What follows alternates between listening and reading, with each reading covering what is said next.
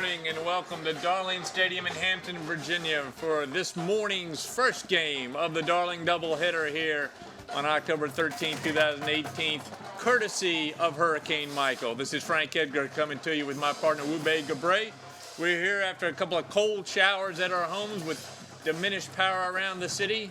The game moved from last night to this morning, and the Kecoughtan Warriors have their homecoming game on a playoff-bound season on Saturday morning at 9 o'clock. Wube, a little rough start for the Warriors today, but a good season so far. Well, it has a funny ring to it, Frank, when you said this morning, a 9 a.m. football game, and you joked with Coach Coley earlier in pregame about it brings him back to his JV days, playing a 9 a.m. Well, he is really weathered, and pardon the pun, a tough road this week. He hadn't seen his players since Wednesday evening. We had the storm that went through late Thursday afternoon and evening. That knocked out practice on Thursday night. He didn't see him yesterday as the schools were closed, so we're here on Saturday morning. But the Denbigh Patriots have made it all the way from Newport News. They, too, suffering from diminished roster this morning. In fact, Coach Harris, Marcellus Harris, in his 11th year over there, says he's missing players due to power outages up in that Denbigh neighborhood of Newport News. Yeah, he mentioned a few players couldn't make the trip because of the storm, so he's going to be a little short-handed with an already depleted roster coming in. I mean, they're 0-6. This is Coach Harris's 11th year. He was really simple and frank with us, Frank, no pun intended. He said he's just here to get a win. That's the main goal tonight. I mean, this morning, to get a win. They haven't gotten a win since 2017. The Denbigh Patriots looking for their first this year. 0-6. Kecoughtan, though, 4-2, despite weather, despite a tough early parts of the early season. They come in looking pretty strong. This is a team that we think is playoff bound.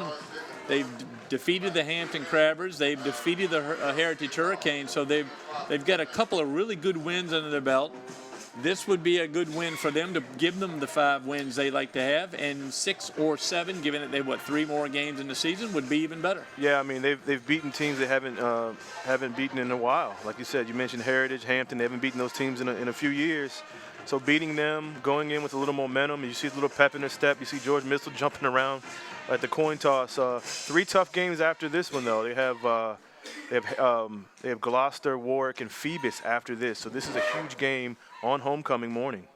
Well, we certainly hope the crowd comes out and joins us. You and I have done our best to let people know there's a game here.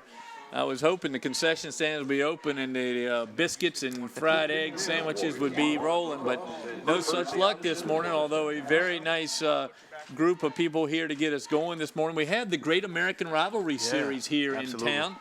Scott Bridegam from Kecoughtan High School, now the chief operating officer of that series, headquartered up in Kentucky. He's here today for the Hampton-Phoebus game that we'll have later on. But it's nice to see him back. I think he's staying with his folks here, and he, too, without power over the last 24 to 48 hours. Yeah, you just love to see, guys come back. And he said he had to come to do this game. He's from here, and he wanted to come back and help out with the series. We're very glad to have him here with us. We want to mention his bride at home. Kristen Collins was her maiden name.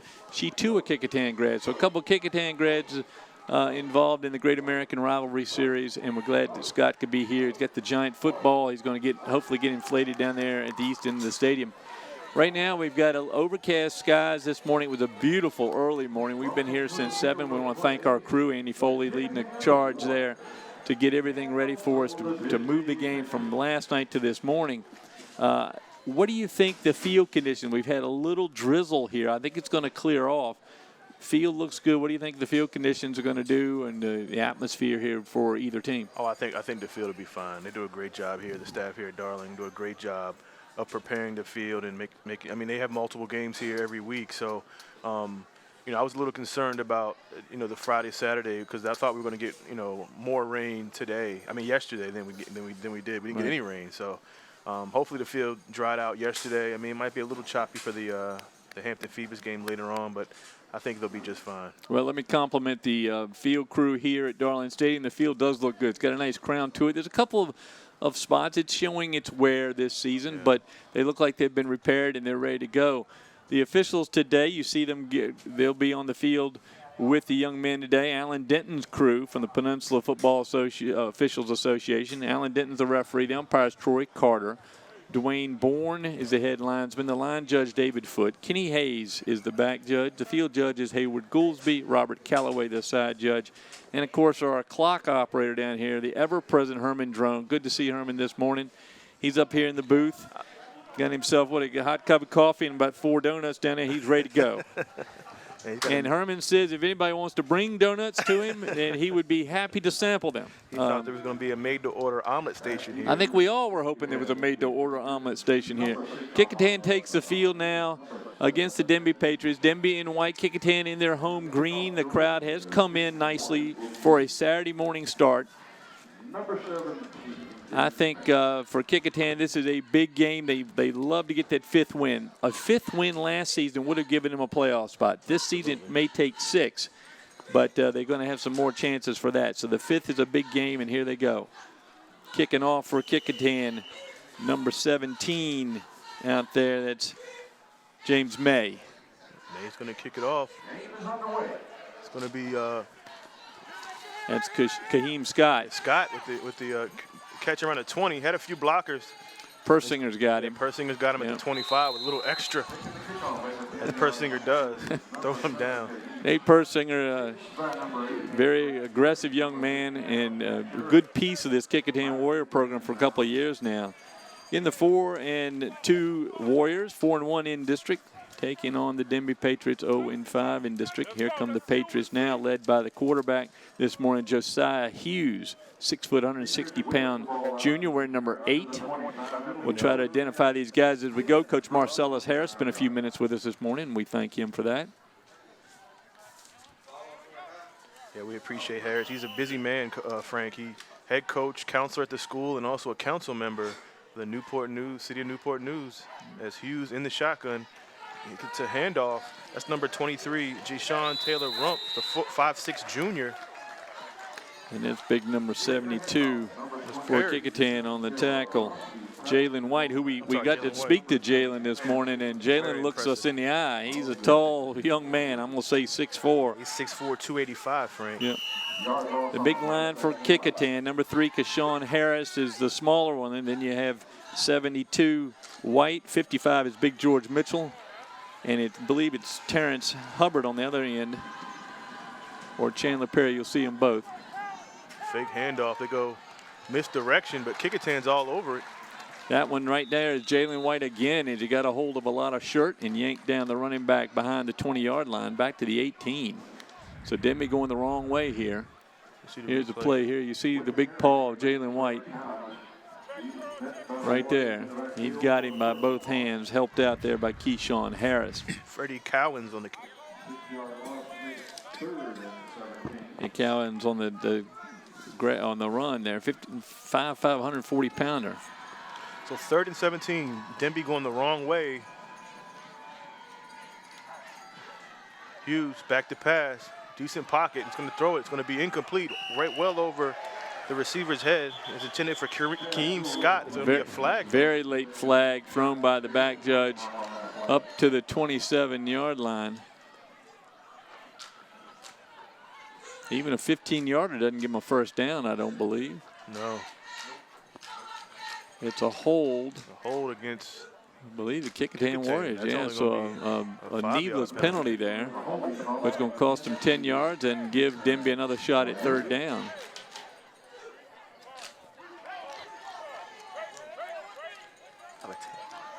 The ball comes up to the 27-yard line. So that Kecoughtan with the stop, but they get a penalty. A 10-yard penalty, so it's going to be 3rd and 7 now, Frank, for Denbigh. And this breakfast at Darling football game, as the crowd is actually filling in on this homecoming morning. As Hughes in the shotgun. Kecoughtan showing blitz. Hughes back to pass. It's like it's the same play. It's going to be incomplete over the head of Kevin Anderson, the 6'2" senior. That coverage out there by Kecoughtan, number 22, Leroy Bracey. You will call his name a number of times today. Also, the hero of last week's game, James Moselle, the safety in on the coverage. Moselle drops back along with number 20, Daryl Cone for the Warriors to receive the punt from Denbigh's number 9, Andre Brown. Brown's going to do the punting. He's going to do the kicking. He's going to be the defensive end. And there are rumors that he's actually driving the bus home after the game. He's a little bit of everything for the Patriots. So Kecoughtan withstands the penalty. And is going to get a chance to put their offense on the field. Decent punt by Brown.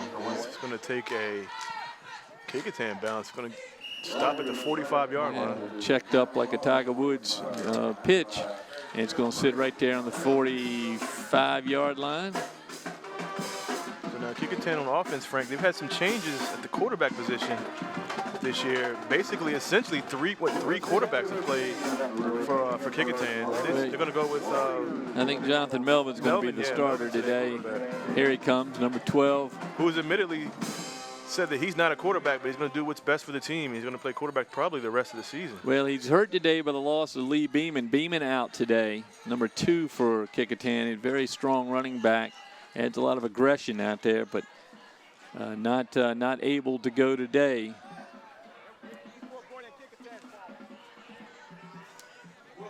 So you see Melvin in the shotgun. Got Adam Hatcher behind him.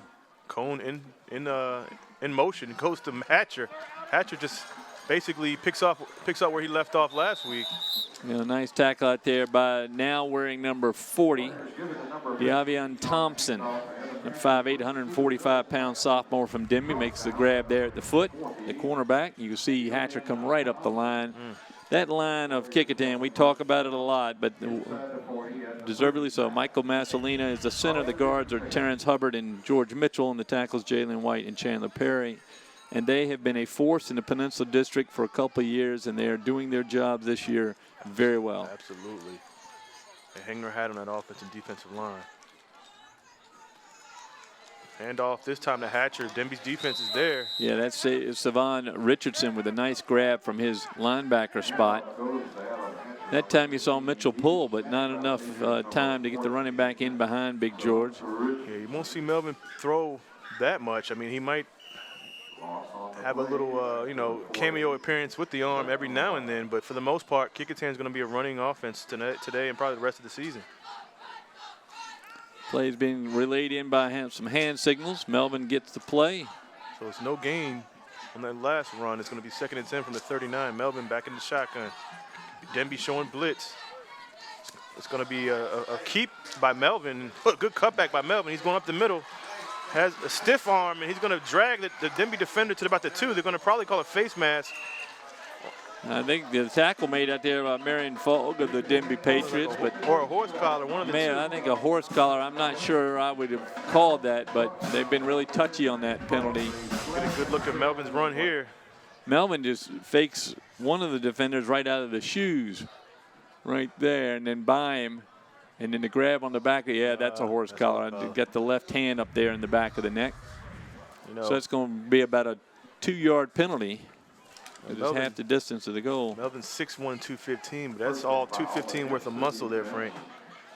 So a 2-yarder marked off against the Denbigh Patriots, but it takes the ball right down to the 1-yard line. Hatcher in the backfield. They'll probably just go right over top of Big George. It's Melvin right over top of Massolina, and in goes Melvin for the first touchdown of the day. Jonathan Melvin. 1-yard TD run puts the Warriors on the board here early in the first quarter. So, Wube, we saw really exactly what we wanted out of the Warriors this morning, which is the line is awake and healthy, and Melvin is doing a lot himself right now. Here's one of the best kickers in the Peninsula District, who's probably going to be overlooked by many of the press members, but James May has kicked very well all year long, number 17 for the Warriors. Kecoughtan has about 2 or 3 kickers on the roster. Well, May excelled in that Hampton game by kicking that field goal and those 2 extra points. Persinger with the hold, and that's going to be no good. We just talked about how great of a kicker he's been, and he misses the extra jinxed point. him, very nearly killed the official, and then left the end of the goalpost there at the west end of the field. But well, when you have a 6 a.m. Alarm clock going off, Frank, for a football game, I don't blame him. But Coach Coley said he let him sleep in until about 6:45. Yeah, didn't have to be at school till 6:45 this morning. So the Warriors there's a good shot of the field here. We got all 7 fans from Denbigh here so far. I hope the Denbigh fans will come down and support these young men. Folks, when you're here, you're watching a replay, and Jonathan Melvin will come through with the football. All that green just pushing and that's what their success has been all year. I was mentioning the Denbigh Patriots. It's mighty tough to generate interest in football when you're 0-6 and you're following an 0-10 season. I got to give these young men a lot of credit for being up here this morning early to get to school, get on the bus, and get out here. They have less than 30 players suited up. They do have players that are out due to power outages, which is disappointing. But they are here and they're going to play their hardest. And so far, they're seeing what all the other teams in the district have seen: Kecoughtan's power up front. Denbigh has a deep football history. Of course, head football coach for the Pittsburgh Steelers, Mike Tomlin, is a Denbigh grad. This number 7 again for Denbigh, and he is quick. This is how they might have to manufacture some of their points. Special teams has been pretty good so far. Kaheem Scott again, who's another good run back by Scott, grabbed out there by Leroy Bracey again, whose name we will call on defense many times this morning. As you see, there's Scott going to his left, very quick. Yeah, almost broke it. Just good tackle by Kecoughtan. Leroy Bracey's all over the field in special teams. As Hughes comes back out on the field, the quarterback, the 6-foot junior, Josiah Hughes. He of the pink socks there.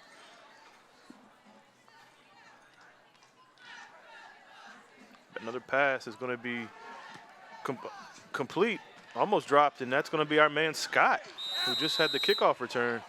Yeah, he's quick. Ball took a while to get out there, and he bobbled it a little bit on the reception, but he did make the catch. It's a 6-yard pickup, almost 7-yard pickup for the Patriots. So good play call on first down, Frank. Now we got to do something to stay away from that middle, the heart and the strength of the Kecoughtan defense. So 2nd and 3 from the 37. Hughes. Handoff, running room. Oh, good run by Denbigh. He does a flip, and that's going to be number 23. That's Taylor Rump with a nice run going outside. 5'6", 145-pounder. So far, the 2 5'6", 145 guys are giving Kecoughtan the fits. As you see, this good great block there. Run, and that's Andre Brown. As you said it, Frank, Mr. Everything for Denbigh with a great block. Well, Nashawn Moses, good block out there from his offensive tackle spot, number 64. So Moses and Brown with good blocks to free up Rump. That's a first down as they get right at midfield. Hughes again in shotgun. Another pass. He's going to fake the pass and run. Has a few blockers, and he gets about, 5 yards on that. Yeah, he slipped at the feet out there of, looks like number 5 for Kecoughtan, Brandon Rowland. Oh, excuse me, number 3. It was Keshawn Harris out there. Maybe Rowland and Harris, but slips down. Kecoughtan's going to keep an eye out for him. Big George and Jalen White coming off for the Warriors. Andre Brown is going to be 2nd and 3 after that 7-yard run by Hughes. Hughes again in the shotgun. Another handoff. Good hit. Now Jonathan Melvin had him and let him slip up right underneath him. You got to go low on those running backs. Joshua Lee also on that. So a little offense here by the Denbigh Patriots in their 2nd possession.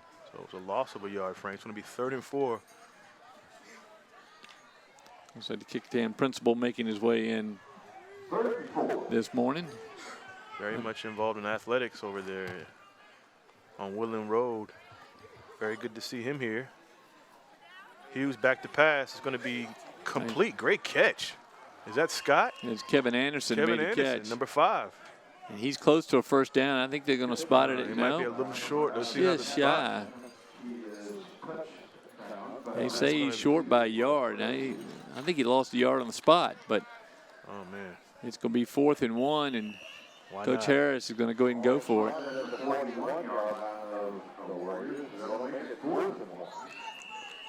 So 6 minutes and 10 seconds left in the first quarter. 6-0 Kecoughtan. 4th and 1 as Denby's going to talk about it. As you know, Hughes so far looks pretty impressive on the quarterback position here. Well, they haven't been able to get to him yet. We're still early in the game, but the defensive line hadn't gotten to him yet. And he's been able to have a little time to throw. You know, you wonder, Frank, what the motivation is for these kids. 0-6, you know, they 17-game losing streak. You know, you see players in Newport News go to Woodside and Heritage, and you wonder how these kids stay motivated. And it's good to see that they still fight, they still play. You know, you have to, when the lights come on, you have to play and prove that you can win. And Denbigh so far, halfway through the first quarter, is at least trying to move the ball down the field. It is tough, and in a morning like today, we had a little drizzle. Obviously, after the storm went through Thursday night, the temperature dropped due to the cold front that followed it. So we're in the low 60s here this morning. A lot of jackets and sweaters. It is football weather. Absent that little bit of drizzle, it's still dry. It's drying up, and hopefully the sun will come out today. Yesterday was beautiful. It Great was. day. Of course, the school's closed due to I think we heard this morning as many as 14 Hampton Public Schools without power, Kecoughtan being one of them, but we understand the principal was the driving force getting that restored earlier than usual. We're going to go to a handoff. First down and more. Well, the one thing we're learning about these Denbigh Patriots as we watch Freddie Cowens come across 5'5", 140 is it doesn't take a lot to bring them down, but you actually have to get your hands on them. I mean, look at this. Very quick. Right, some of the side 5'6", 5'5", not much height or weight, but they scampy, you know, little Scat scrappy back, backs, yeah. So Kecoughtan's going to have to adjust. So first down for Denbigh on that 4th down run by Cowens. Hughes in the shotgun, Cowens in the backfield. 2 wide receivers up top. Two down near side. It's going to go back to our man Scott with a little spin move. Number 42 for the Kecoughtan Warriors. That's who's wearing 42 today. Oh, it's Kyrie Payton making the tackle. Sophomore Payton, Frank. Yeah, he's taking a lot of. I mean, the quarterback Hughes taking his time. So 3-yard pickup by Scott. Hughes again, back to pass. They see something they like, and that's going to be another first down for Denbigh. Another tackle by Payton. Denbigh moving the ball here. Probably not been said a lot by our Newport News counterparts. Denbigh moving the ball because they've had a rough start this year. But hey, Frank, you give this team a little motivation and let them stay in the ball game. You never know. Denbigh this year has scored 52 points, which is more than 3 times how many points they scored last year. So they've improved their offense. Scored 33 in one game and lost 34-33 to Gloucester. Gloucester, yeah. So first down and 10 from the 24. Rump is hitting the backfield. He's going to gain maybe a yard on that one. Yeah, he ricocheted off Big George. Actually, he's going to lose a yard.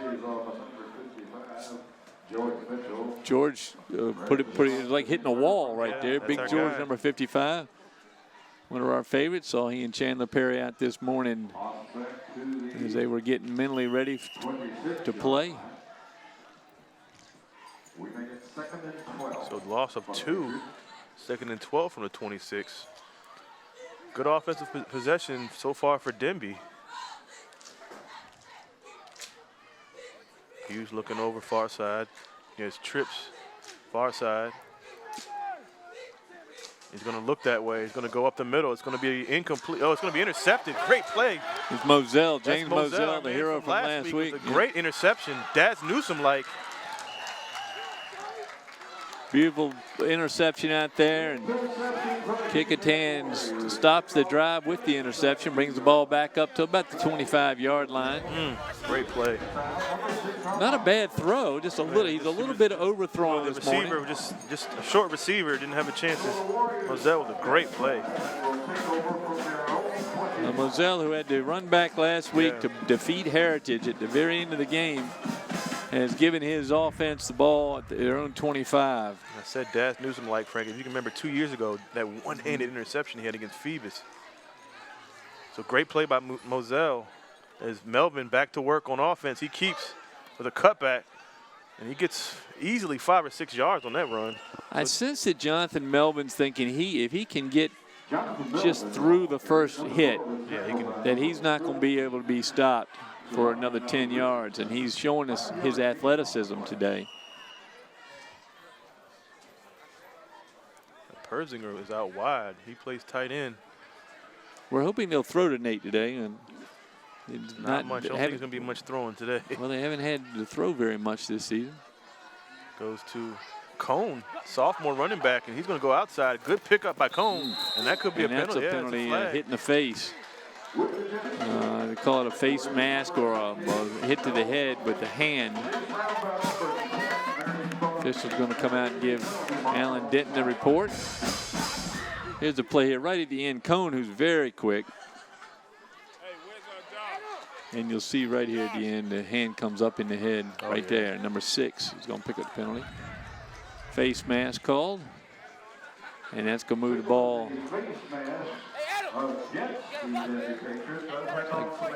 5 yards down. So 2 downs. They almost have gotten to their own 50-yard line, or to the 50-yard line. So with the penalty, it's going to be at the 48 for Melvin and company on offense. You see Cone goes in motion. Melvin's actually going to throw to Cone. Far side has some blockers up, and he gets a good pickup after the catch. So we do see a pass, not to Persinger, Frank, but to Cone. Well, what you see is that left-handed throw of Melvin as he throws it, just whips it down the line to Darryl Cone. That's a good play in the book for Alonzo Coley. Get a good look at head coach Alonzo Coley. You joke with him, Frank. You said the pressure's on. Won't you get a home playoff game so we can put you on? That's right. The pressure. We want you to get us a home playoff game. And they can very well do so. They can win a couple games here in the regular season. First things first, 6-0 lead against Denbigh as Melvin goes to Hatcher. Hatcher following up behind George Mitchell. George Mitchell said, come on and follow me. He had a nice hole. Tackled by number 34 as Jaden Stokes, a 6-foot defensive end. Yeah, George Mitchell doesn't look like he can move as fast as he really does, but he can lead the charge downfield. Mitchell, one of those seniors, what, a 3-year starter on the team. Boy, he's been one of our favorites to watch over his career at Kecoughtan High. High snap, Melvin to pass. It's complete. Same play, great block out there by Persinger. Persinger laid out his man, the cornerback. Thompson, I believe, was the one that got caught with the block. It was a good, clean hit, and it allowed Kecoughtan's receiver to move all the way down the field. Christian Cole, Frank. Haven't heard much of him this year. But again, that left-handed whip down the line like that. Good hard throw from Melvin. Good speed on the outside. So first and goal from the 5. Kecoughtan moving again. Yeah, give Nate Persinger the credit for that, because that was a terrific block.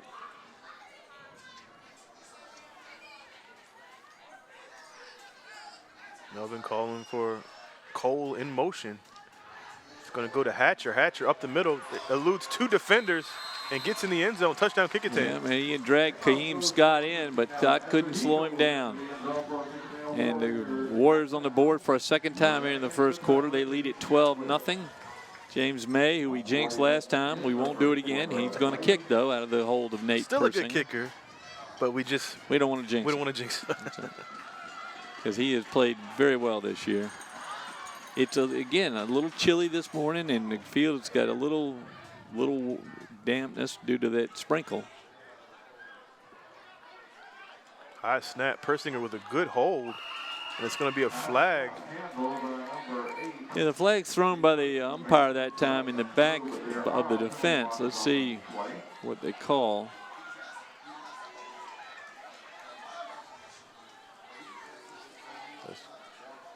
There's going to be a penalty against Denbigh, I believe, and they're going to tack it on at the kickoff.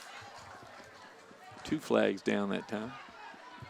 So 13-0 Kecoughtan with 1 minute and 40 seconds to go here in the first quarter. The first game of the Darling doubleheader, Saturday, October 13th, 2018. Frank Edgar and Wube Gabre with you with our full crew today from local sports channel 48, Hampton City Schools. Everybody up early this morning to get the cameras set up. Fortunately, everybody else on the crew knows what they're doing. I certainly don't know all the setup, but I'm always impressed with all the wires and cameras and connections they make. Well, we make it look easy. Yeah, they really do. I'm impressed. So, May's going to tee it up for a kickoff here.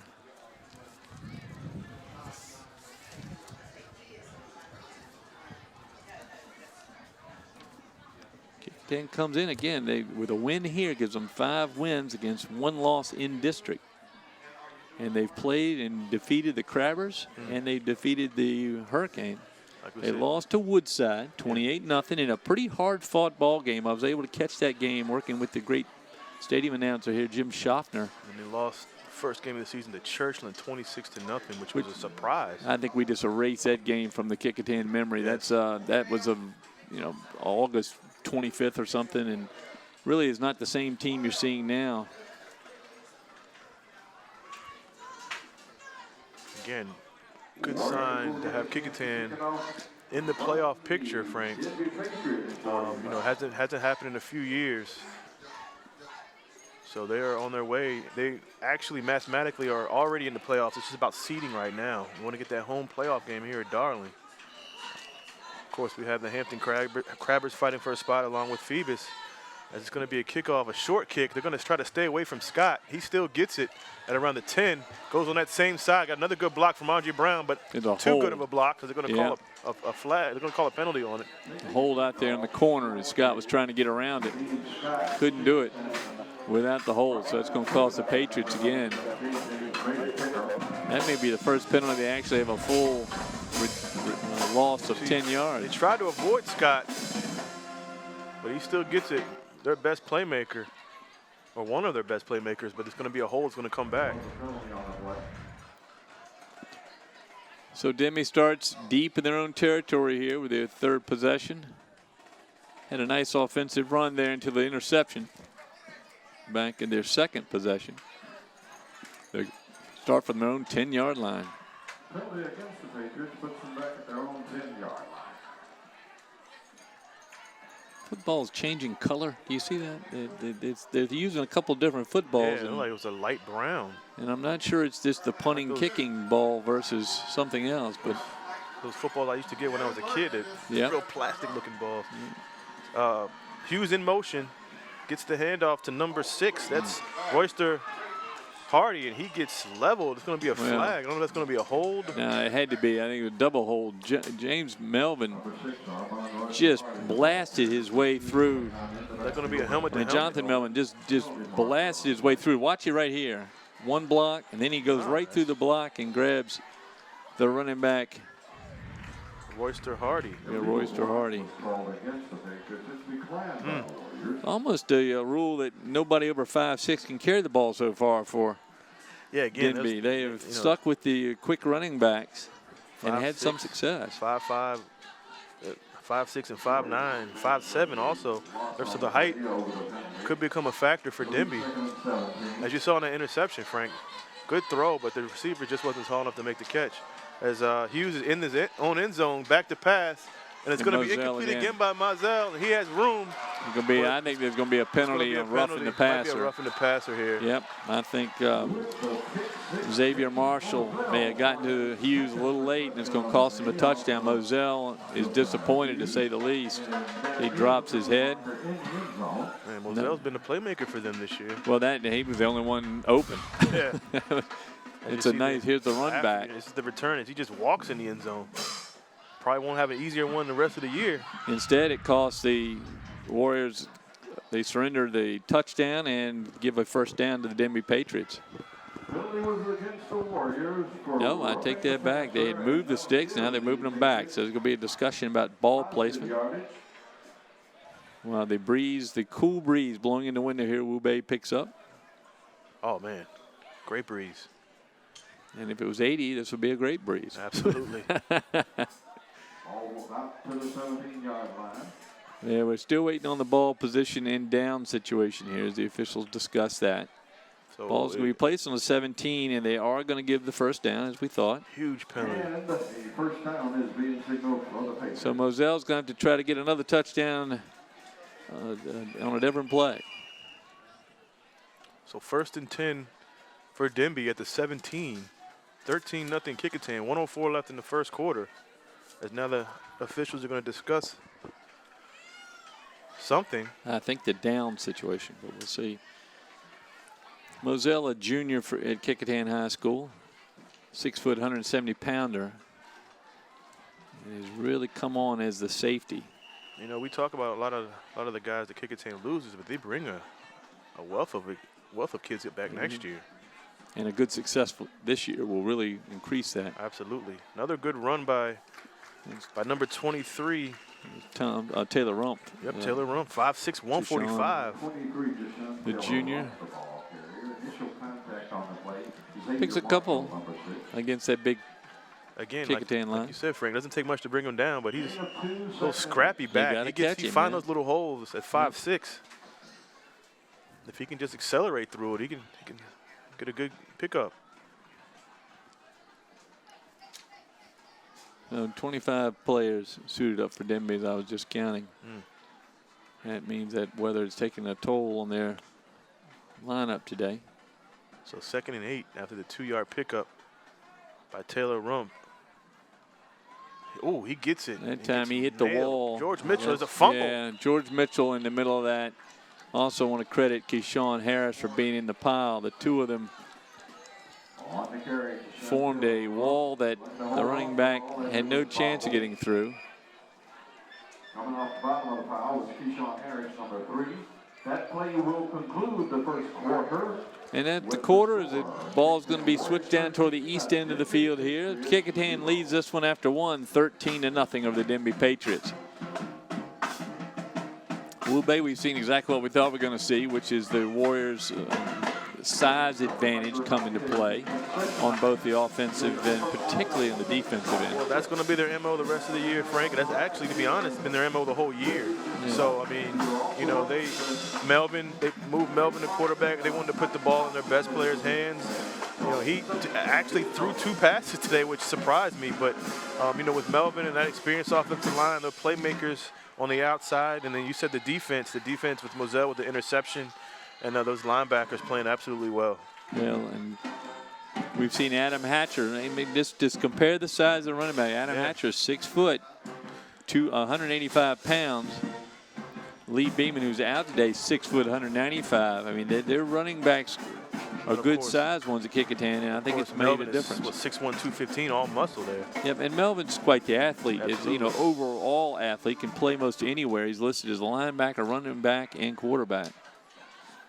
Doing the quarterback duties today for the Warriors. So 3rd and 10, Frank, from the 18 for Denbigh.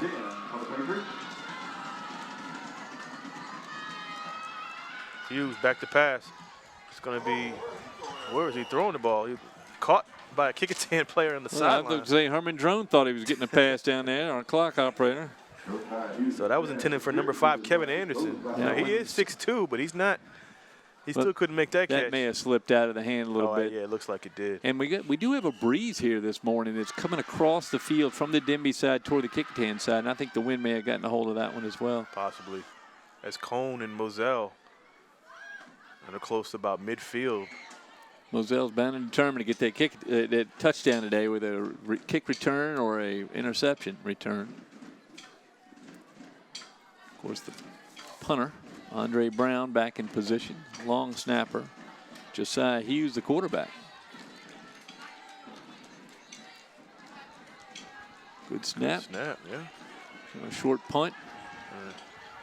Mosell's going to let it sit, and the quarterback is going to touch it down at the 45 of the Kecoughtan. Of the Denbigh Patriots. So good field position for Kecoughtan. As we see the young students of Kecoughtan wander into their homecoming game.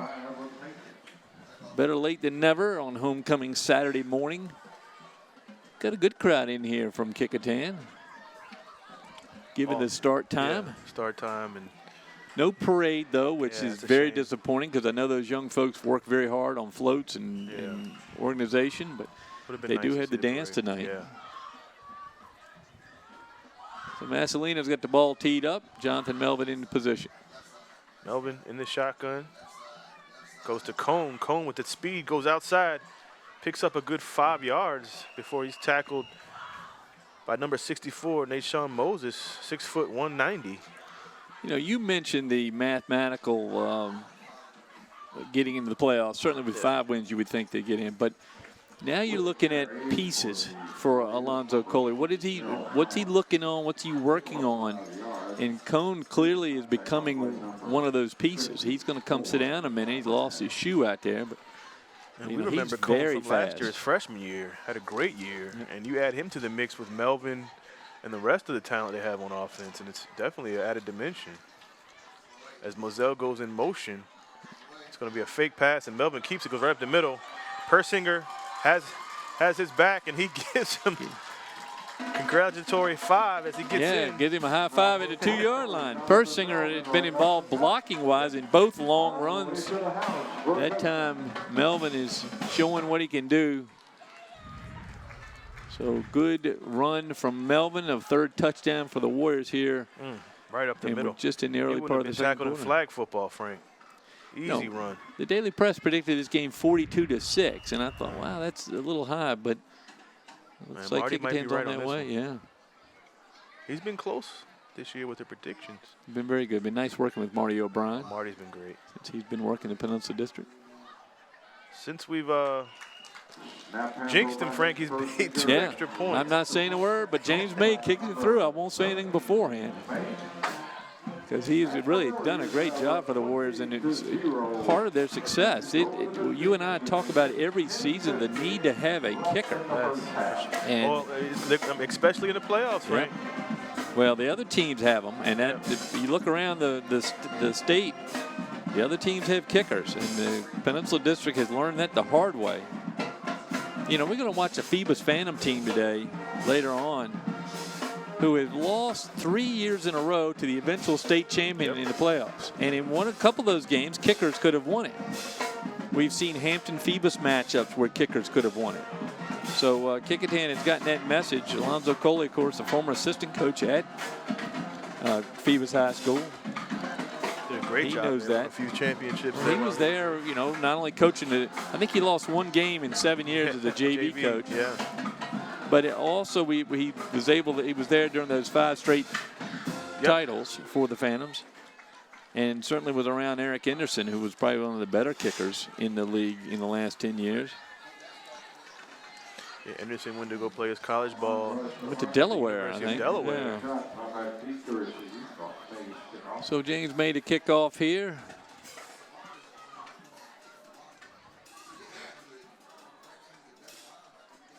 $20-0 Kecoughtan early in second quarter.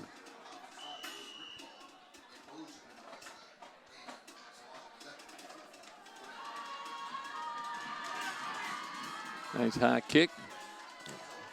It's going to be Scott once again.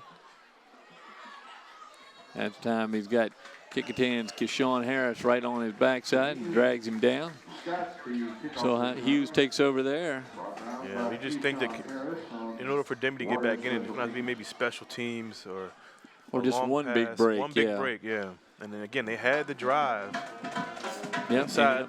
They're in the red zone. And Moselle made a heck of a play to stop that. So it's going to be 1st and 10 at the 26, Frank, for Denbigh. As they've shown some flashes, Frank, on offense. New quarterback for Denbigh. Number 12, Satai Higgs. Satai Higgs, 5'7", 145-pound quarterback. So Hughes going to give way to Higgs to see if he can get this offense going. He picks up a yard on the handoff.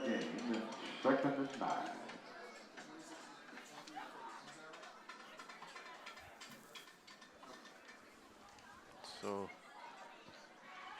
Higgs, like you said, the 5'7" sophomore. Now it's back to Hughes, it looks like, at quarterback. No, it's still Higgs. It's Higgs, yeah. As he gives it off to number 6. That's Armand Royster Hardy. Yeah. At 5'6", he can't find any hole, and he's going to lose another 2 yards. I think he'd been 8 foot tall. He couldn't find a hole through that one. As that's Big George and Jalen White over there on the far side. And White and the odd man out of that big group is Keyshawn Harris, who steps up from his linebacker spot and starts on the line.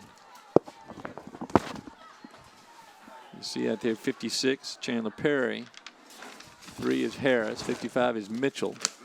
And Jonathan Melvin's in, giving Jalen White a little break. So he's on that right end. Legal procedure, Frank.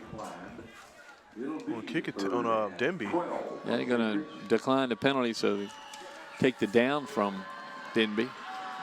Freddie Cowan's in the backfield now with Higgs.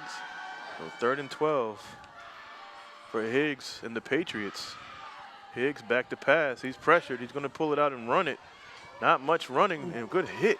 Chandler Perry wipes him out there at the 30. Good run by the quick sophomore, but not enough for the first down. I would think we see the punter here. Yeah. You see Higgs looking down the field. He's pressured. Melvin got in there, and watch Perry close and make a great tackle. Here's Andre Brown, who's had to put down whatever else he was doing on the sideline to come out and punt. He was making the omelets, Frank. He just put down his spatula and everything, his cheese and ham. And hard worker. And it'll be time called by Kecoughtan. Is it going to talk over? Maybe we may see Coach Coley trying a few different things today. He's got the 20-0 lead. Team seems in control of the game. I don't want to jinx them on that, but he certainly wants to look ahead. He's got, what'd you say, Warwick next week, Gloucester the following week, and then they end with Phoebus. Is that right? I think they played Gloucester. It was a makeup game. So okay. They play them at the end of the year. Terrence Hubbard birthday today, I'm told. Number 54, the Kecoughtan Warriors have a big happy birthday today from your family, sir. You know, we joke about Andre Brown, but just doing whatever it takes for his team to win. Correct, and he's a sophomore. Sophomore, yep. 6 foot 185. As we said, he plays defensive end, kicker, punter. I give him all the credit in the world. Well, you got the quarterback. The starting quarterback is a long snapper. He's in again. Decent snap. Kecoughtan with a little pressure, and this Short time the wind got it. I'm not sure the wind got that one. I don't know if it was. Trying to give him the benefit of the doubt. That was, I don't think the punt picked up a first down. Well, when things go bad, things go bad. Nope, they're going to get the ball right there at the 35-yard line. So Kecoughtan with great field position after the bad punt. Yeah, when your punt doesn't get a first down, you're in trouble. No, yeah, you are. And again, folks, we admire these young men getting out here. It's a little lopsided today. Marcellus Harris, I know, has worked very hard to get these guys ready and trying to get that win. You get caught in that streak. And it's very disappointing, and I know it's hard to get up in the morning and get out here when you got that kind of record, but they're going to keep playing here. Melvin in the shotgun. 1st and 10 from the 35 goes to Hatcher. Yep. And Brown almost makes the tackle, but Hatcher slips it, and he's a slippery young man. Yeah, he just keeps going, and you see the legs churn and picks up the first down. You see Hatcher here. Brown had a chance. Well, Hatcher's added some strength. We saw him early in the year because he got a lot of runs early when They were short quarterbacks, and they had Antonio Davis. He was a young man. He was a sophomore playing quarterback and did a great job to get them off to a good start this season. Now with Melvin back there. The fake, and he's going to keep right up the middle. He slammed down. Good tackle. Yeah, that's number 34 for the Patriots. That's Jaden Stokes. Yeah, Stokes, 6 foot, 205 pounder. You know, Frank, let me just say something real quick. Everybody's probably going to wonder, why are you doing Kecoughtan versus Denbigh? But people have to understand, we had a production meeting at the beginning of the season with Director Andy Foley, and we tried to get all of our Hampton schools enough airtime. And before the season, this is one of the games that we thought we could profile Kecoughtan at their homecoming against a team that we don't normally broadcast. Yep, and we did want to show the Denbigh Patriots, and we'd love to show you every game. A good tackle out there by 64. Try to get, at least, 3 games for each school. Yep. Not always possible. Deshaun Moses. Yeah, we do, and we did talk about this game, and it was a Friday night homecoming game, and I thought, and I think we both agreed that we want to show what we thought was going to. We loved the line, and we thought they'd have a good season, but we've been very pleased with how it's developed. I've been able to get up here and see a few games we don't broadcast. And again, we showing teams we don't normally see. We're going to see Woodside later in the year. We showed the Lake Taylor Phoebus game. Yep. So we're just trying our best to show a little bit of a different variety of teams. And, 20-0 here, Frank, in the second quarter. Kecoughtan is threatening again to score. Well, we'd like to see, I know we'd like to show a heritage game, and this year was certainly the Warwick game, but we weren't able to get those on the schedule. We do hope to be able to bring you all the playoff games. We see the crowd coming in.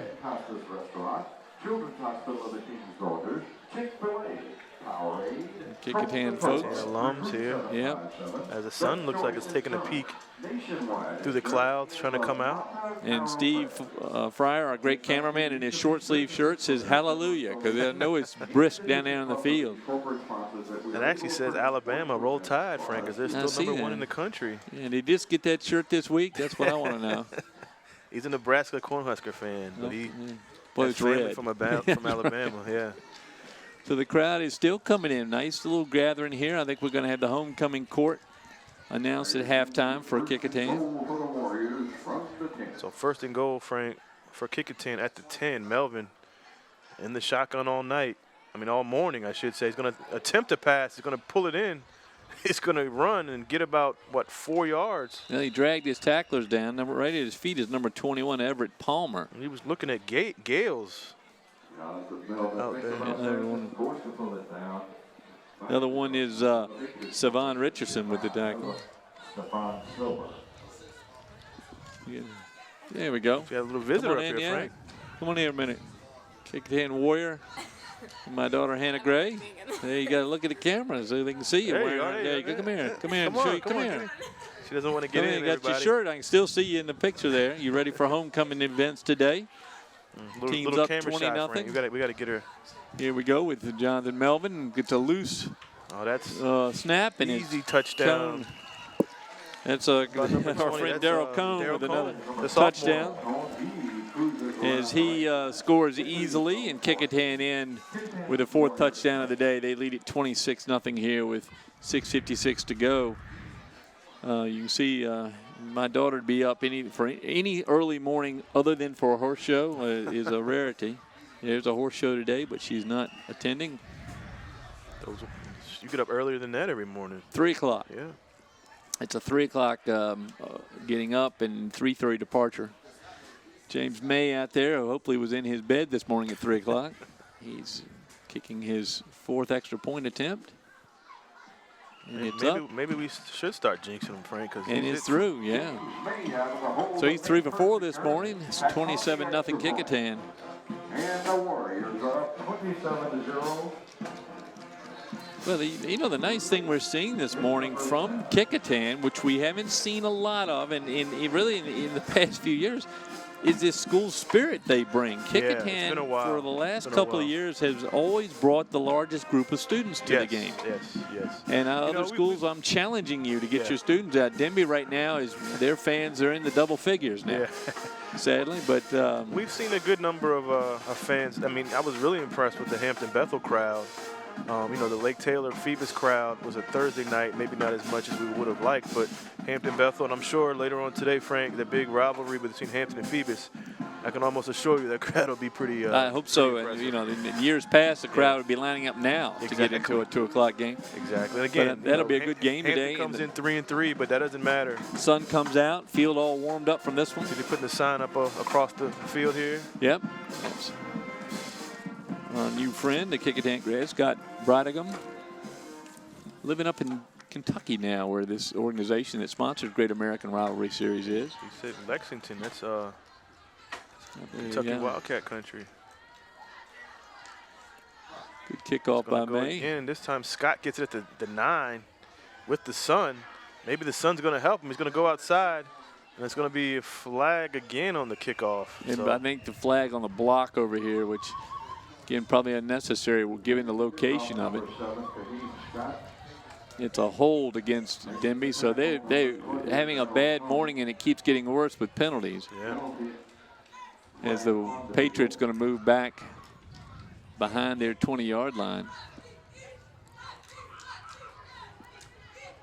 So another tough starting position for Higgs. Higgs, the sophomore quarterback, probably getting a second series here.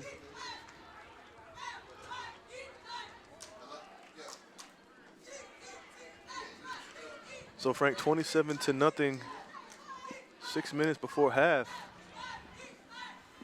As Denbigh they're going to stick with Higgs, Frank. Higgs, and then Cowan's behind him, the running back, as they get the play in. Hughes over there, the starter.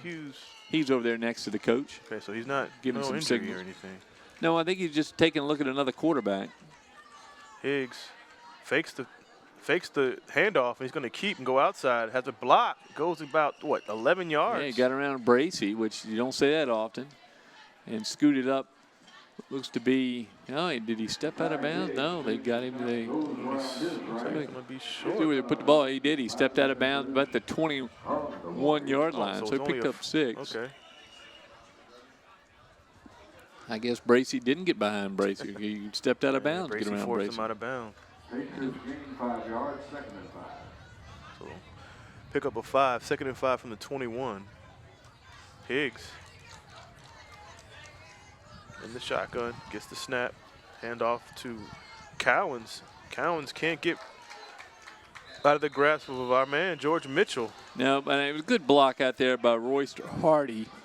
The running back just couldn't get to the hole created, and then by that time, Big George came in and smothered it. Warrior tacklers and push back. You know, Big George, if he keeps playing like this, by third quarter, he's going to be looking for the omelet station here at Darling Stadium. We certainly want to encourage our fellow friends at the city of Hampton to start sponsoring these 9 o'clock games with a little more food. Absolutely.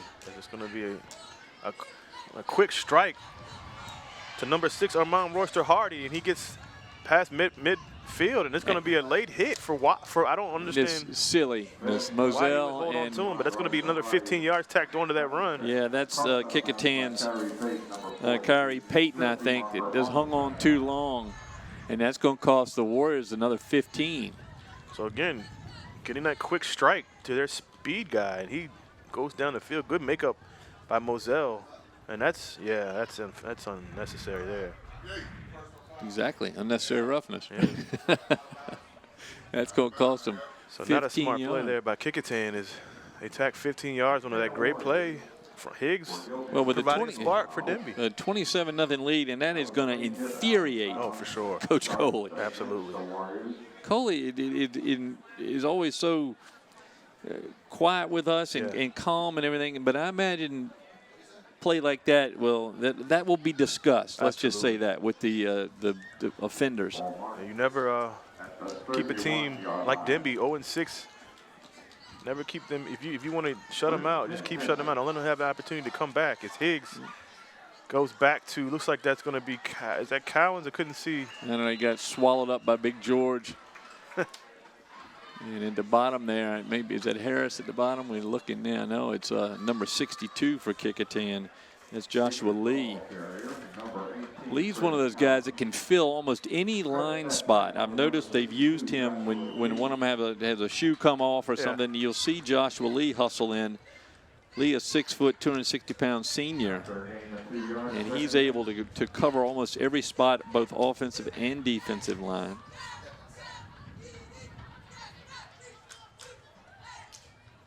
Going to be a handoff to Royster Hardy, I apologize, and he's going to be stopped behind the line of scrimmage.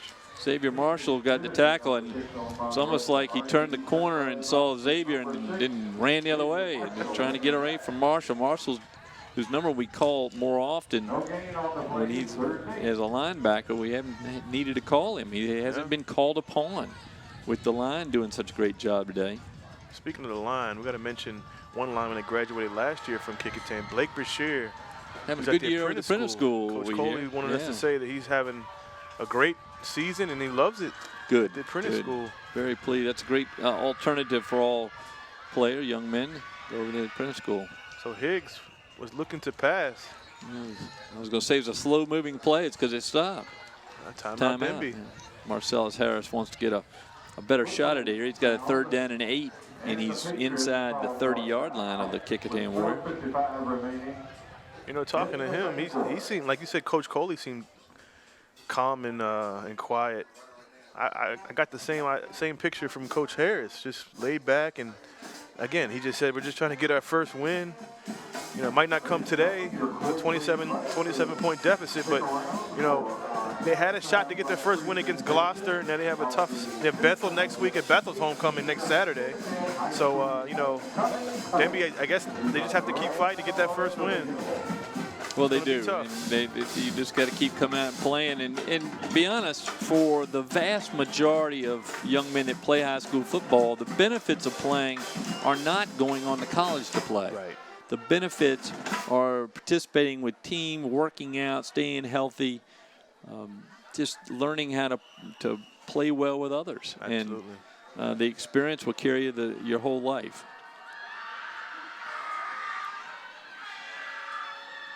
Higgs back to throw. He's pressured. He has an opportunity to get a first down, but Rowland closes in and makes the tackle at around the 25-yard line. Yeah, they got off to a good start there. The block there, but Savon Richardson, who made a really nice effort to get his quarterback open. You see Richardson with the sleeve. Nice block there on Peyton. See Rowland coming in. But great looking linebacker at the juniors. They're going to go for it here on 4th and 4 from the 29. Rowland and Hatcher both closed quickly.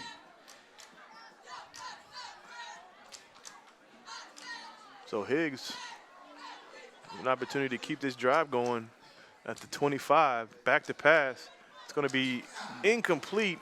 Looked like right in the hands of the receiver, number 3, Fabian Harris. He had room on that outside too, Frank. If he would have caught the ball, maybe thought about running before he caught it, and it's going to be turnover on downs, Kecoughtan ball. Yeah, they kind of came through the trees too. The pass was low, and it may have come out of behind an opposing team hard helmet. To see. Yeah, maybe saw it too late.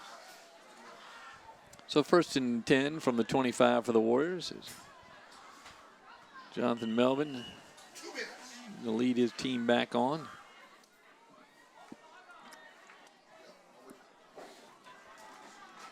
.410 to go here in the second. 27-0. I know the Kecoughtan Warriors would love to get to 35 and get that running clock go the second half, so they can get home in time. Maybe some confusion on the Kecoughtan side as they add another player. They're very close, very quickly. Cordell Gregg just coming in on the field is new quarterback for Kecoughtan. As Davis is in, and his pass is intended for Moselle, incomplete. That was really close to interference, but when the flag's not thrown, it's a really great play by Marion Fogg on the defense there. He had his feet just by the time the ball hit his hands. The receiver's hands. Moselle out there. Now he's determined to get a touchdown anyway. Here he goes right across the middle. No, it's just great defense right there. Ball a little high, but a good throw. And I would say it's a good idea for him to get Melvin out of the game. Save him for the rest of the season if he can. Looks like Davis dropped his mouthpiece and dropped the ball as well. As Cone picks it up, gets a couple good blocks. Cone's going to pick up yardage. Yeah. He's up over the 30. Oh, Davis took a blow in the back there. I'm surprised that wasn't a penalty. Now, there's a Denbigh player down.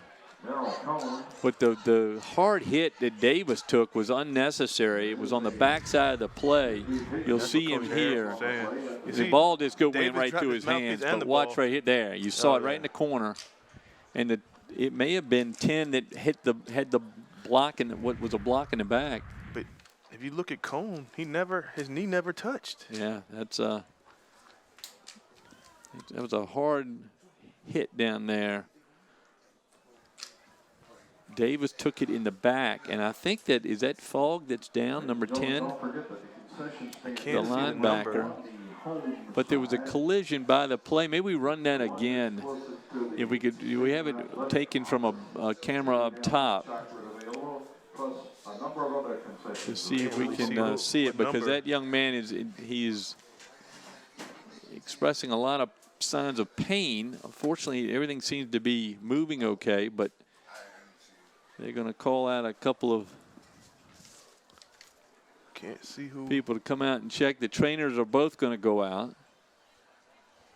As you see, Coach Harris. Here's the play here. You see watch behind. Watch Davis take a blow right in the back.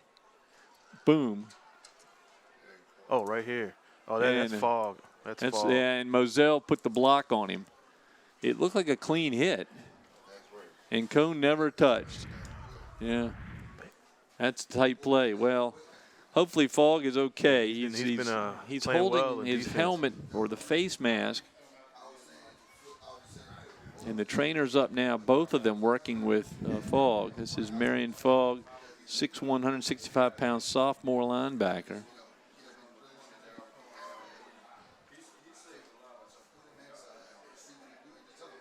So it's two collisions there. Davis taking the blow in the back, which I thought was unnecessary, and then the block, the nearly blind side, but not. It was a clean block. Caught him square in the front, but that's what happens when you have to turn back around to chase a runner. Fogg had made great inroads into the backfield. Davis, it was just weird. His mouthpiece fell out, then the ball right behind it. So he probably wasn't ready. He wasn't ready for that at all. Or he called for it and wasn't ready. But Masalina with a good snap, because it almost hit him in the face mask. You just hope Fogg's okay. Yep, you sure do. Golf cart's going to come down. Legs are moving. He's now splayed his legs a little bit. I don't see any medical staff here. And either Beth Mayer, who runs the stadium, is going to come out from the golf cart and see what kind of help is needed. Also, is that Lucas Brown? Lucas Brown, there. Kecoughtan AD. Looks like Brian Weaver, the Denbigh AD as well. And this is the last thing we wanted to see on the first game of our darling doubleheader. We don't want to see this ever in our coverage. And hopefully he's okay. Yeah, he's been down for a while, which is very concerning, but you want to be take precautionary measures here. Absolutely. You see Steve Fryer on the field, as always, doing a great job. Taking a shot of the Michael Price also here on the field, as we have Alex Bagoli and Nathaniel Braxton. Randy Bagoli. Randy Bagoli is in the truck. Down there, keeping Andy straight. Yeah. Andy Foley. Oh, Renee Camden does that. Oh, Nate Camden. Yeah. There's Michael Price. They all, and Krista Campbell doing our great replay. Your nephew isn't here today. Is at a wedding. What's that about? Not sure. Saw him loitering the other day in front of the Mercury studio. Did you? He and Steve Fryer out in the parking lot. Oh, he's up. Fogg is up now, which is a good sign. So it may have rattled him some. Yeah, that might have been. Well, I don't want to have that happen to anybody. Better than what I was really fearing, but he's up, sitting up. Both trainers still working with him. We wanted to note that the Great American Rivalry Series now sponsored by Valvoline, which apparently is expanding its presence in the area and on a retail level. Have a store opening up in Riverdale, Frank. As you see Fogg Yeah, walking on his own power, which is a great sign. Great sign.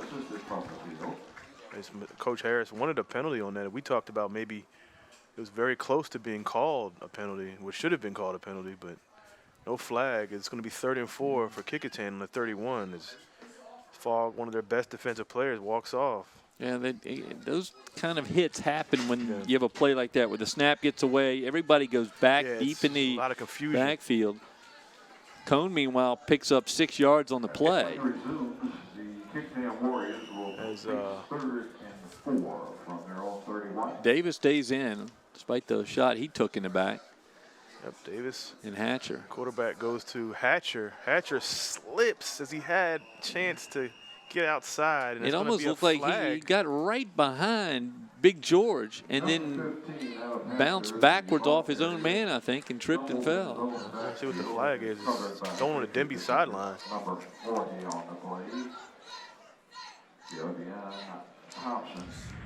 Sideline warning against Denbigh.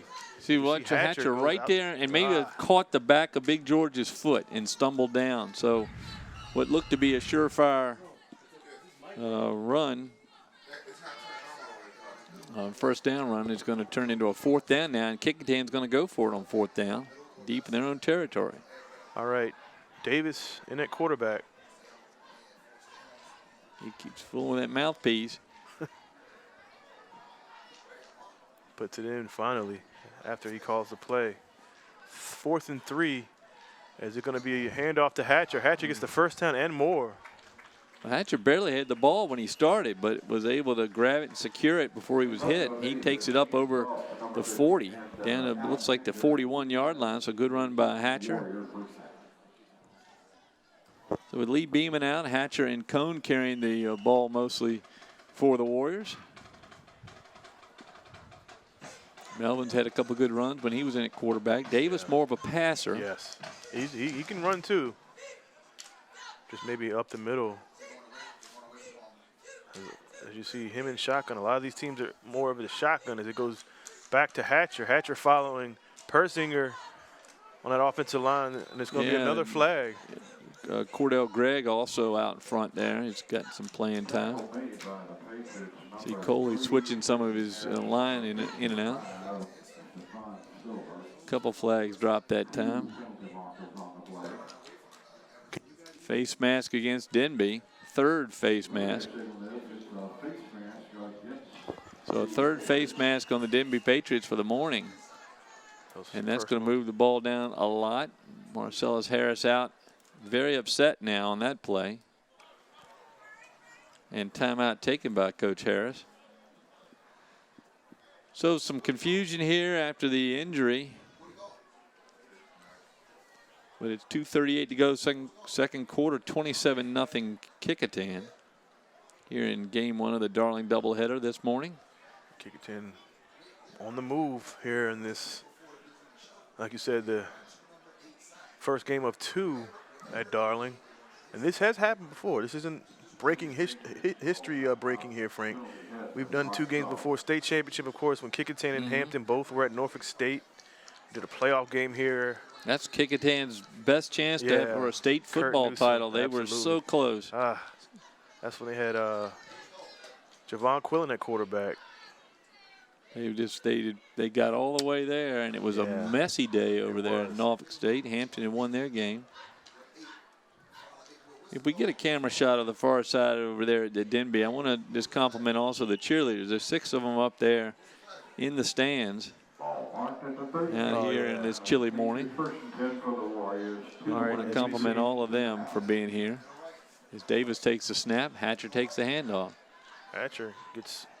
That's a good stop. Good Savon Richardson, whose name we've called several times, at defeat Kaheem Scott. So a lot of the same players for Denbigh playing both sides, as does a lot of players for Kecoughtan. But that time, good stop on the run. There they are. Young ladies up doing their cheerleading this morning. And again, Frank, they got up at 7 a.m. just like everybody else. And there's almost more of them than there are other fans, which is sad. And I wish the folks would get out here and support this team. It's hard enough to go through a season 0-6, but to do it without support. Yeah, but what you do when you're 0-6, is what matters, and these kids are still battling. So I mean, you got to still support them. And that's what's going to stay with them, is what they do. So there's some confusion. Another 5-yard penalty, it looks like, marked off against Denbigh. So it's second. No, they give the run. So it's second and 5 from the 38 is Hatcher with another great run as he runs over a Denbigh defender. Yeah, that's Robert Simpson took the brunt of Adam Hatcher that time. You don't look at Hatcher as a bruiser, Frank, but he's lowering his shoulder pads and running over defenders. They're going to play hurry up here, Frank. Hatcher wants a quarterback. I mean, Hatcher wants a touchdown. Yeah, he does. He is. They're giving him the ball over and over again. So 2 minutes and 10 seconds left. Kecoughtan looking for another strike. Hatcher again up the middle. Right behind Cordell Gregg. And he's still going. He's still going. He's now out of bounds. He whistled it earlier. Adam Hatcher pushing the He gets the first down signal, but a little short. Coach Coley inspiring his team to say, keep going. We're going to let the clock run while you guys get set up. You know, we could see in the second half some players that don't normally play, which would be a great thing for us as well. And for Kecoughtan to get ready for the playoffs. Davis, again, putting that mouthpiece in. Goes back to Hatcher. This time he goes, oh, actually, fumble on the play. Yeah, he threw the ball. He pulled it out, and as he pulled it out, he threw it right out of the hands of Hatcher. And Andre Brown with the fumble recovery, Frank, for Denbigh. Yeah, Denbigh stops the drive on the fumble. I think Davis pulled it out, and it slipped out of his hands as he was pulling it out, and it flew right into the arms of the Denbigh player. So 1st and 10 for Denbigh with 1:26 to go here in the second quarter. They're just trying to get to the locker room. Down 27-0, but they got the stop they wanted. Big George Mitchell's going to come out. They have to make sure Denbigh, for Denbigh's case, can't turn it over. So Ty Higgs back at quarterback. Oh, good run by Rump. Yep, he's Rump showing his ability to find the hole. That time Jashawn brings the ball up over the 20-yard line. And off goes number 23 to Chantel Rump. Good run. Making the stop. Xavier Marshall, number 6, with an assist by number 4. Like 6-yard pickup, yeah. That short back, they just see the hole slip through the offensive line. And he got a 6-yard gain out of it. Goes back to Rump, but he cuts it outside. Good block by number 5, Kevin Anderson. Is he going to get a first down? Yeah, and he got lost behind the pile. And Kecoughtan defenders got tied up on would be the left side of the offensive line and didn't really see the back coming to him, and he slipped out over the right. Picked up the first down. 5'6", 145. You can hide in a lot of places. And he did a good job because nobody saw him until they got to the linebackers and the cornerback. So Higgs, still at quarterback. He's going to go back to pass. He's going to go deep. He's got Anderson. Connects with Anderson. That time Kecoughtan's number 4, Amari Callaway on the coverage, but late to the reception point, pulled in by Kevin Anderson. He's a senior, 6'2", 150-pounder. Good throw by Higgs. Great throw by Higgs. Drops it right in the hands of his receiver. You see how he looks off the defender. Yeah, he'd gone right by. Is it Bracey out there that let him go behind? They're playing a little bit of a zone. So 30 seconds left, Frank. Denbigh at midfield. This guy's going to go to Brown. It's going to be picked off again by Moselle. And Moselle has some blockers, but that might come back. Blocking it back. Yeah. Blocking it back. That's block is on 42 for the Warriors. Got Kyrie Payton with a blatant block in the back and so easily spotted as 2 flags down.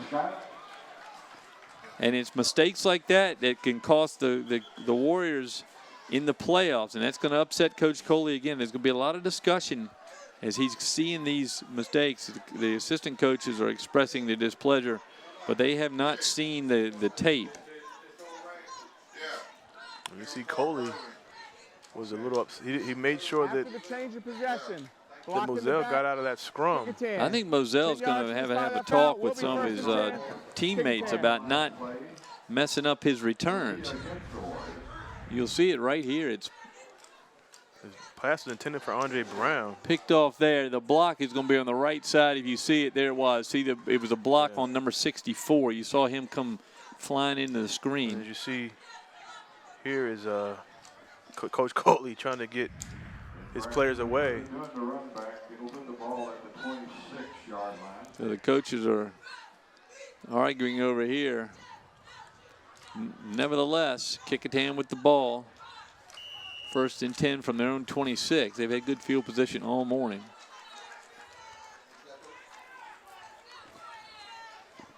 So it looks like Kecoughtan is going to do the right thing and just let it. Yeah, take a knee. Take a knee here. Official steps in and reminds them of what they can and can't do, and that's going to do it. Taking the snap, then taking the knee, number 8. Well, that's going to do it for the first half here. Darling doubleheader game number 1. Kecoughtan Warriors going to lead it 27-0 as they go in the locker room. Stay with us. We'll be back in a few minutes, and we'll show you a few of the highlights.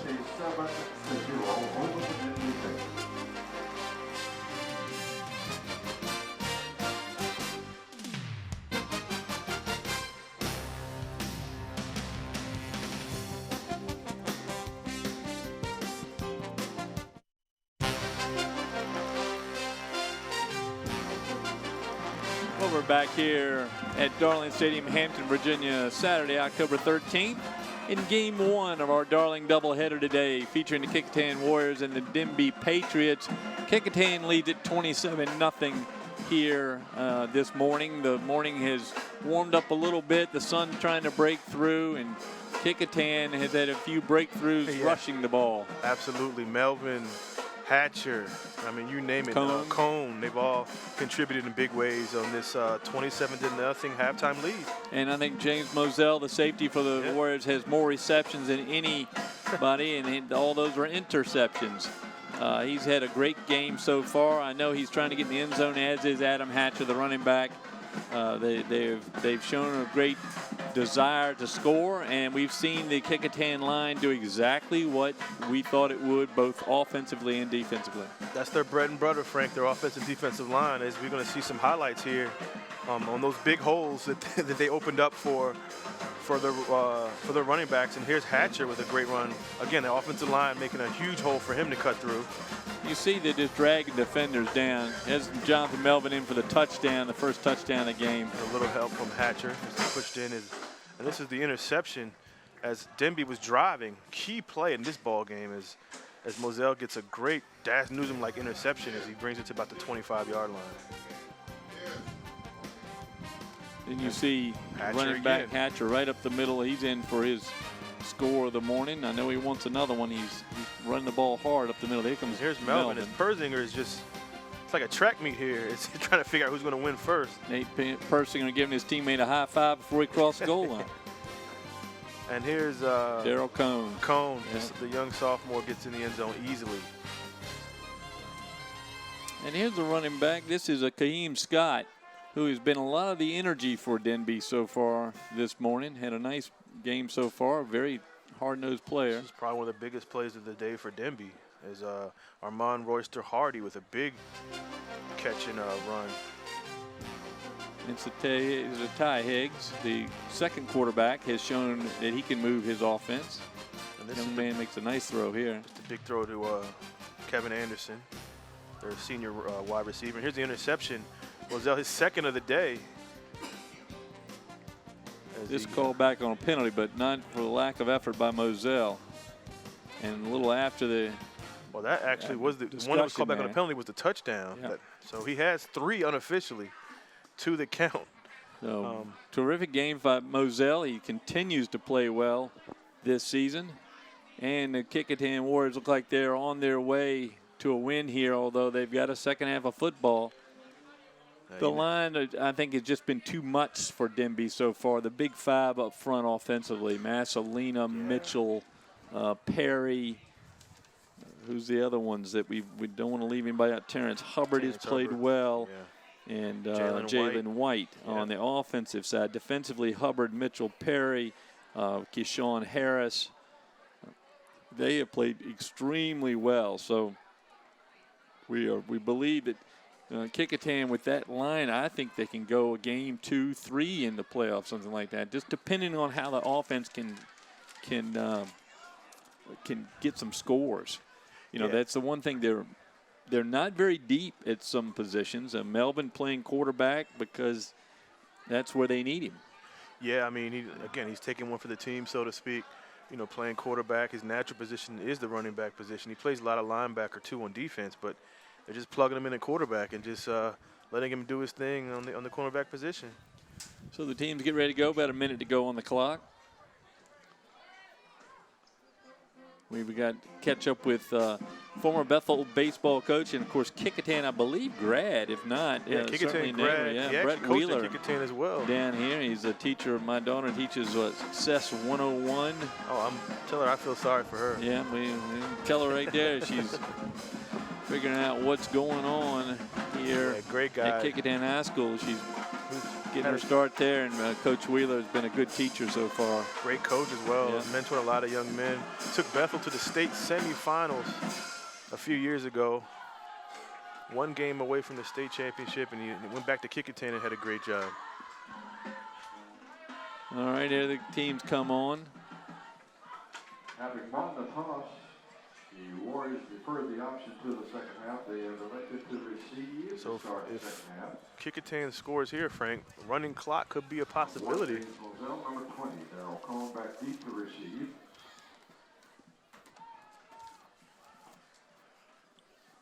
It's like Andre Brown's going to do the kicking. Andre Brown.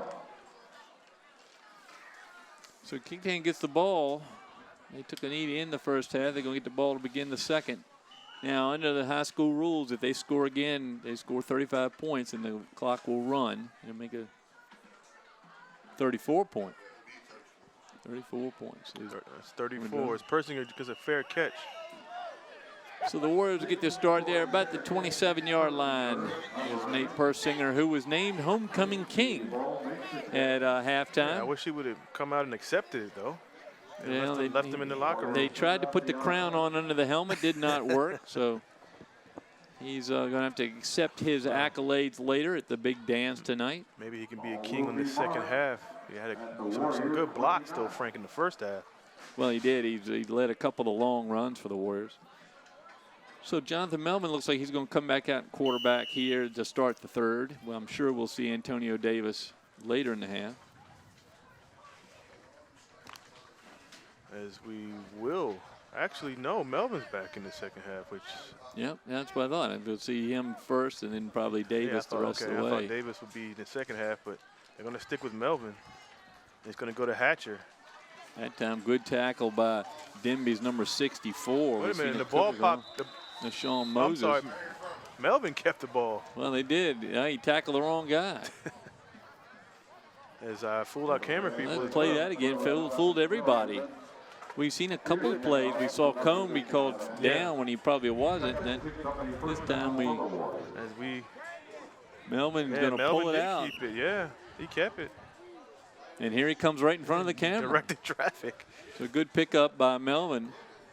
He's feeling very confident back there this morning. You know, not to look ahead, but I would love to see when Kecoughtan takes on Phoebus, but that offensive line that Kecoughtan has brought this year's Hatcher. It's another good run as he's taking, 5 Denbigh defenders with him for a first down. Number 15, Adam Hatcher flies ahead. What's the first down yardage? Jumping on his back, number 21, Edward Thomas. So first down for Kecoughtan with Hatcher. Again, Hatcher, he's listed at, 6 foot 185, Frank, but he plays a lot bigger than that as he's only a sophomore. Patriots 43.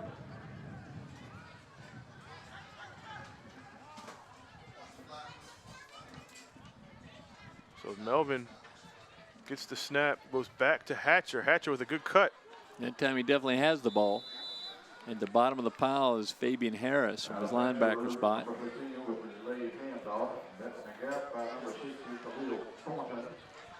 And that time getting up slowly was Savon Richardson, who's been on most every defensive play for the Denbigh Patriots. Hatcher picks up 3. It'll be second So 3-yard gain from Hatcher on that run.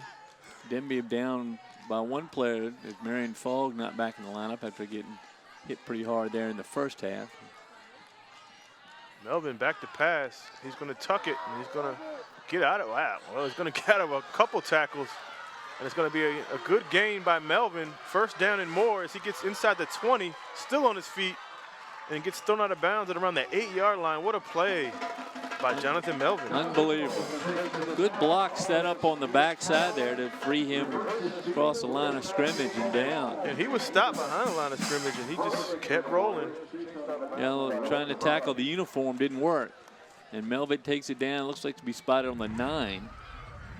You see the replay here, Frank. He wanted to actually throw the ball as he's right out of the hands of number 34, Jaden Stokes. Now he looks like a running back, which is his natural position. So Melvin in the shotgun. I'm sure he's going to go to Hatcher. Yes, he does. Hatcher right up the middle. Cuts it outside. Gets close to the goal line. Yeah, he did drag, and it looks like Richardson on the bottom again. Savon Richardson making a lot of the tackles for the Patriots. Time for the ball up to the, looks like spotted on the 3. Razon Jackson, who's out today, is giving the plays to his quarterback by hand signal.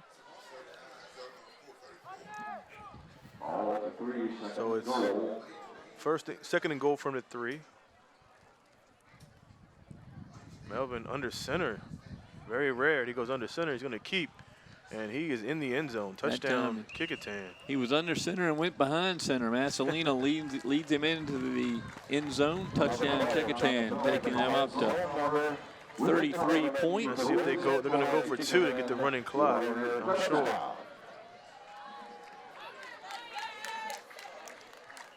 Look at this running clock. If they're going to go for 2. Melvin again with Hatcher behind him. Let's see if he just goes right under center again.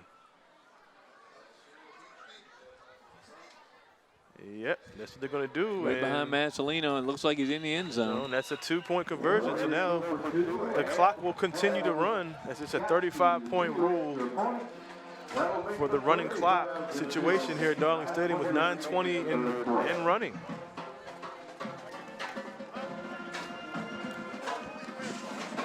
So, Frank, our first running clock of the season. It is the first game of that warrants that. Kecoughtan's got to be very pleased. That's 5 touchdowns they've scored on the ground this morning. And that's got to give Coach Coley a great hope that the running game is improving to the point where it can be successful on the playoff level. Again, still has 3 more games to go. Things can change, but a 5th win really helps. He's got 2, which should be 2 close games. Yeah. Phoebus and they're going to have Warwick, and then Gloucester is a pretty good game as well. They've kicked up a offense now and then. But definitely Phoebus and Warwick will give Kecoughtan a run for their money in those next 2 games, which, again, that Warwick game is probably going to be for that home field advantage because both of them are around the same record. Yep, new kicker in now for Kecoughtan. So they can get a little exercise here. It's Cameron Bowen, Frank. Bowen is going to do the kicking.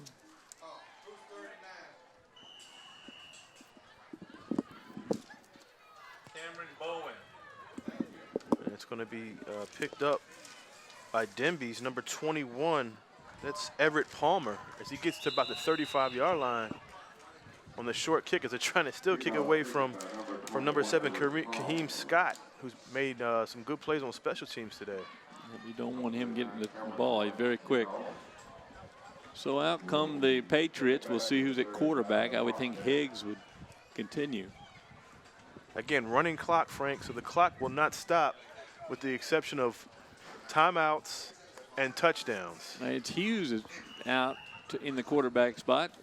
Joshua Hughes got the start. He's going to get out and play quarterback. So injuries, timeouts, or touchdowns, Frank. Other than that, the clock will still run as Hughes goes back to Rump, who I've been really impressed with.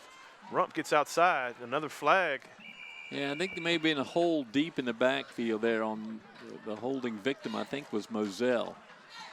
He was trying to scoop past the receiver to make the tackle. Holding. Hold against Kecoughtan, Frank. I'm sorry, no, On the offense. Denbigh. Yeah, no, it was 10-yard a penalty the from the hold spot in of the foul. backfield. Still first down. So it's going to push the ball back. The hold is called at about the 44-yard line of Denbigh, so it'll be moved back 10 yards. That puts it back, my estimate, the 34 of Denbigh.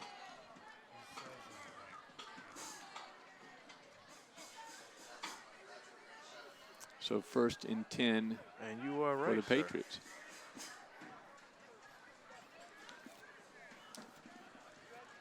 At the 34 is correct. No, there we go. I saw they moved the flag up. Another late Warrior coming on site there.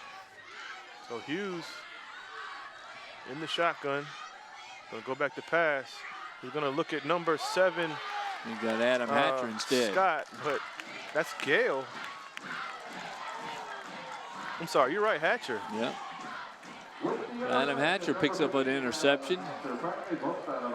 So Hatcher having a great game on offense and defense. Well, with Beeman out, they've had to go to him a lot in the backfield, and he's served that job very well. And that time on defense with a clean pick and run down to the 34. Looked at his receiver the whole way.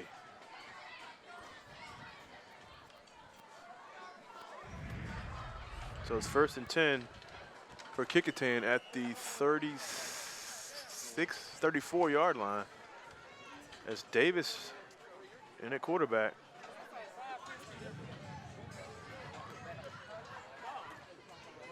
The Denbigh crowd has moved from 10 to 4 now, Frank. Yeah, it's got a little slim over there. Davis is going to go back to pass. It's going to be incomplete.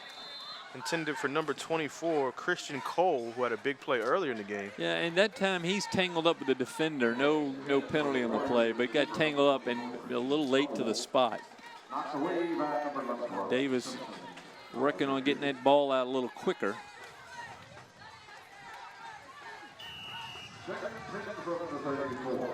So Antonio Davis is probably going to carry the load the rest of the way. Oh, yeah. I would hope so.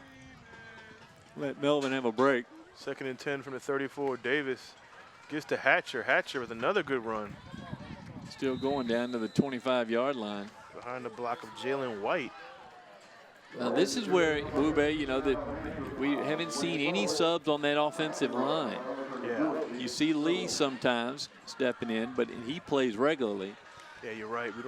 We were talking about this off camera about we want to see some of the young guys gearing up for next year and for later on in the playoff run. Also don't want to see it front line hurt. Absolutely. Looks like they do have one in there. Chandler Perry out. Hubbard looks like he's out as well. Going to go back to Hatcher. Hatcher goes into Persinger's own guy. Still bounces off of it and gets maybe 2 out of it. Yeah. Enough for a first down.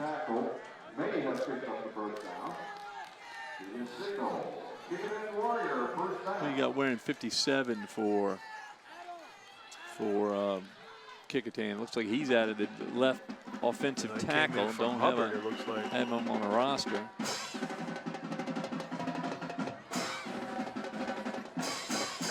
Still have Mitchell, Massolina, and White. Davis. Oh, it's a fumble. That time the running back just left without the ball. That was 25, wasn't it? Yeah, and that's Jason Freeman. Freeman just decided he was going to go and leave the ball behind. And so a turnover by Kecoughtan. And again, with a Freeman who hasn't carried the ball too many times for the Warriors. Well, this is what happens, Frank, when you put I wouldn't want to say inexperienced guys, but guys who haven't played as much this year. He's a sophomore, so. Young guy getting in. You want to get that experience, though. You want to get them in game situations. As Hughes back in at quarterback for Denbigh. Yep.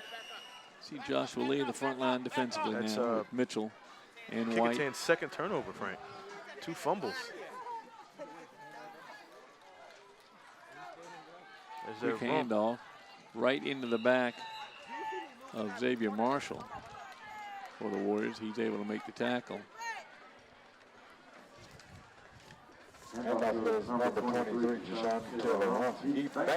Jalen White getting up there, last one out of the pile.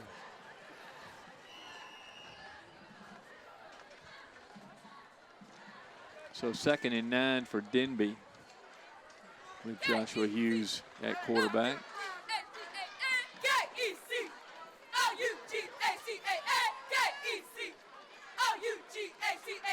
Hughes back to pass, looks away from the defender, but before he does that, our guy Jalen White, who we saw before the game, smothers Hughes and throws him down for a loss.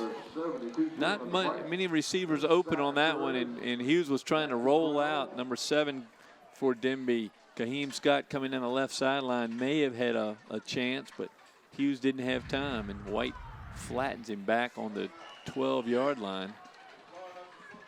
Senior, 3rd down and about senior lineman, 17. Frank. Yep. And that's the guys I'm wondering if they're going to get Mitchell and White out. Yeah. Callaway as Still well. in there. Harris, excuse me. Keyshawn Harris. Oh, looks like White jump. We just talked about White. We just praised White. Snap, encroachment, defense, 5-yard penalty, still 3rd down. Well, they pick up 5 of that. Encroachment call against the defense. It'll cost 5 yards.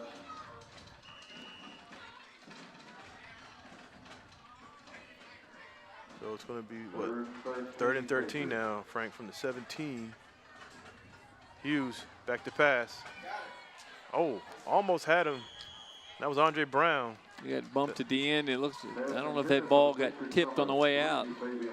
Actually, I take that back. It's intended for number 3. That's Harris, Fabian Harris, a tight end, 6 foot, 185 senior. Here comes Andre Brown out. He is going to punt the ball for Denbigh. Like running clock, 100, 15 left in the 3rd.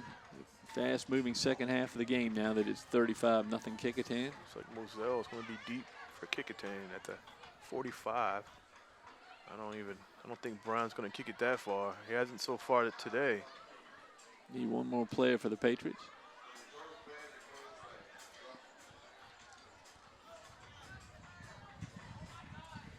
It's Brown. And it's, like I said, I don't think he's going to kick it that far. It lands it around the 39 and takes a 2-yard bounce. So Kecoughtan gets the ball at the Patriot 41-yard line. We'll see Antonio Davis, I would think, again at quarterback. Kecoughtan Warrior ball at the 40-yard line of the Denbigh Patriots. That big veteran line out again, offensive line. Mitchell and White. I think Cordell Gregg wearing 51 today. He's going to step out. And they're going to let the 3rd quarter expire here with a 35-0 lead. So Kecoughtan very pleased with the performance here at the Darling doubleheader. They got one more quarter to go. Ladies and gentlemen, time has expired in the 3rd quarter of play. Beautiful day here, a little overcast. And the Warriors are up 35-0 over the Denbigh Patriots. Well, we got a good crew with us. We're up early this morning. Andy Foley and his team, Renee, Krista Campbell, Renee Camden. What else we got? Both Pagolis. Both Pagolis, the Pagoli boys, and Andy Foley, of course, director. I'm going to ask him if I can go home and take a nap, because since this game is rolling pretty fast, I can go home and take a nap and come back. And you say Mike Price down here? Oh, yeah, Michael Price is on the field along with Stephen Fryer. And then Daniel Braxton on the camera up top. Great crew again here providing you with this game. Well, I want to thank them for doing this. The Darling doubleheader was something we talked about yesterday with the movement of the game back from last night to this morning. I know we would have had a bigger crowd last night, but it's a pretty day to play football. Yes, for sure. So it's going to be 1st and 10 from the 40 for Kecoughtan. They picked up a yard on the quarter change. It wasn't 39, wasn't it? Back to Hatcher, as Hatcher's moving and grooving as he gets about, what, 7 on that run. Yeah, looks like it was nothing, and then he escapes and gets 7 yards on it. Everett Palmer, And Andre Brown on the tackle. Second. And about 3. Again, Hatcher, not the biggest guy in the world, but he's shifty. Well, he's showing a lot of power today. He comes out now. He's 6 foot, 185, as I said earlier, but more of a power back, Frank. Yeah, that looks like a new running back in there now for the Warriors. Is that Bracy at running back? 22? Sure is. Going to be Bracy, yeah. Bracy looking around. You know, one of him tackle out there by the Patriots, number 64, who's had a good day on the field. That isn't Sean Moses. Bracy's a sophomore as well. They got a flag right at the end of the play. See what the call is. Allen didn't give us that. Oh man, that's going to be against Denbigh. And it's a Denbigh player down. That looks like it's Ahmad Royster Hardy. Yeah, I hope that's a cramp. Not the weather for cramp. No, he's gonna stay down. Something bothering that left leg, it looks like. So while they do that, they're gonna move the ball back. So Bracy, Frank, a sophomore. We talked about Hatcher, a sophomore. Great Jim Schaffner doing a fine job with his morning voice this morning here at Darling Stadium. Yeah, he was looking for the omelets as well this morning. We all were. About 8 a.m. Yeah, looked into could have enjoyed some good food here. Next year we should do this as an annual tradition, Hampton. No, we should have a double header on a Saturday and have some Saturday football. Just pick one and pick a couple of games. We don't have to start at 9. We can start at 10 and do it 2. And Herman Drone said 3. You want to play 3 on a Saturday? Yeah. How about we just play all 4 teams from Hampton on a Saturday? Yeah, you brought the right Krispy Kreme box down here. I think we keep all the staff happy. Ball's going back for Denbigh, so they've you're valuable deep into their territory now. And everybody was wondering about Drone. Well, nobody could work the clock. We were hoping he would come in. Get it started today. So see where he's pushing the button. Herman Drone is here, and he's one of the best in the business. That's Davis in the shotgun. Bracy goes in motion. Davis keeps it right behind that offensive line again. Is that inside the 10, inside the 5? That's again Moses on the tackle. And Frank, maybe Kecoughtan doesn't have much depth on that line, like you said, so maybe they're going to keep the starters in. Got a few big numbers down here, but we see Chandler Perry out already. Hubbard out already. So Mitchell's going to stay in, and the center Massalina in, and White in. So yeah, 3 of the starters in on that line. Second and 1 from the 4. This time it's Bracy. He's not going to be able to get around that corner. I almost thought maybe he would have, but yeah. Well, Bracy again. This is only I think the second carry we've seen him carry the ball this year. Again, you get a chance to look into the future a bit in games like this. Well, the line's the key for Kecoughtan, and I know Coley will tell you. Got a timeout call. They're going to try to set something up here. Kecoughtan. Coley not happy with the combination we're seeing. With the running clock, give them some time. 9:24 to go in the 4th, 35-0 Kecoughtan. Hampton Phoebus to follow this afternoon, the Darling doubleheader here at Darling Stadium in Hampton. One of the most highly anticipated rivalries around. And another good afternoon game. It should be breezy, clear, probably high 60s. Football weather. And the field, again, in great shape. It is shown nowhere from this morning at all. There's a couple, you can see the middle part is starting to turn brown just by use. Again, 2 games a weekend here at least. Want to see how Hampton comes into that game. Mike Smith back on the sideline. They're at 3-3. 500, but again, throw all records and everything out of the window for that one. You really can. So after the timeout, 3rd and 2 from the 5 for Kecoughtan. They can get a first down. And let's see what Coach Christian Cole behind, right next to Antonio Davis, quarterback. Putting a lot of different combinations, different personnel in there for Kecoughtan late in this game as now Cole goes in motion. And Davis is going to keep, and he's going to rumble lumber into right the down end to zone. the end zone. It looks like. I can't believe they didn't call it. Now they're going to call it. There you go. Touchdown, Antonio Davis. And that's going to take the score up to 41-0. And Marty will get his 42 for Kecoughtan. I think it was 42-6 was his prediction. He sure did. Well, they're going to go. Well, no, they're going to kick. This is Kecoughtan number 3, Patrick Hughes. So this is the third kicker we've seen today for Kecoughtan. Out of the hold of Persinger, the homecoming king.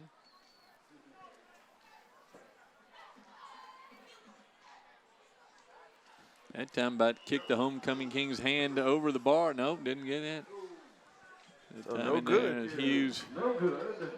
So the score will remain 41-0. misses his attempt. With 9:16 left in regulation. Again, that kicking, it looks so routine, but Yeah. it's not, as we've seen. And Hughes comes off disappointed, but that's how it works. So 41-0 Kecoughtan Warriors over the Denbigh Patriots here at Darling Stadium.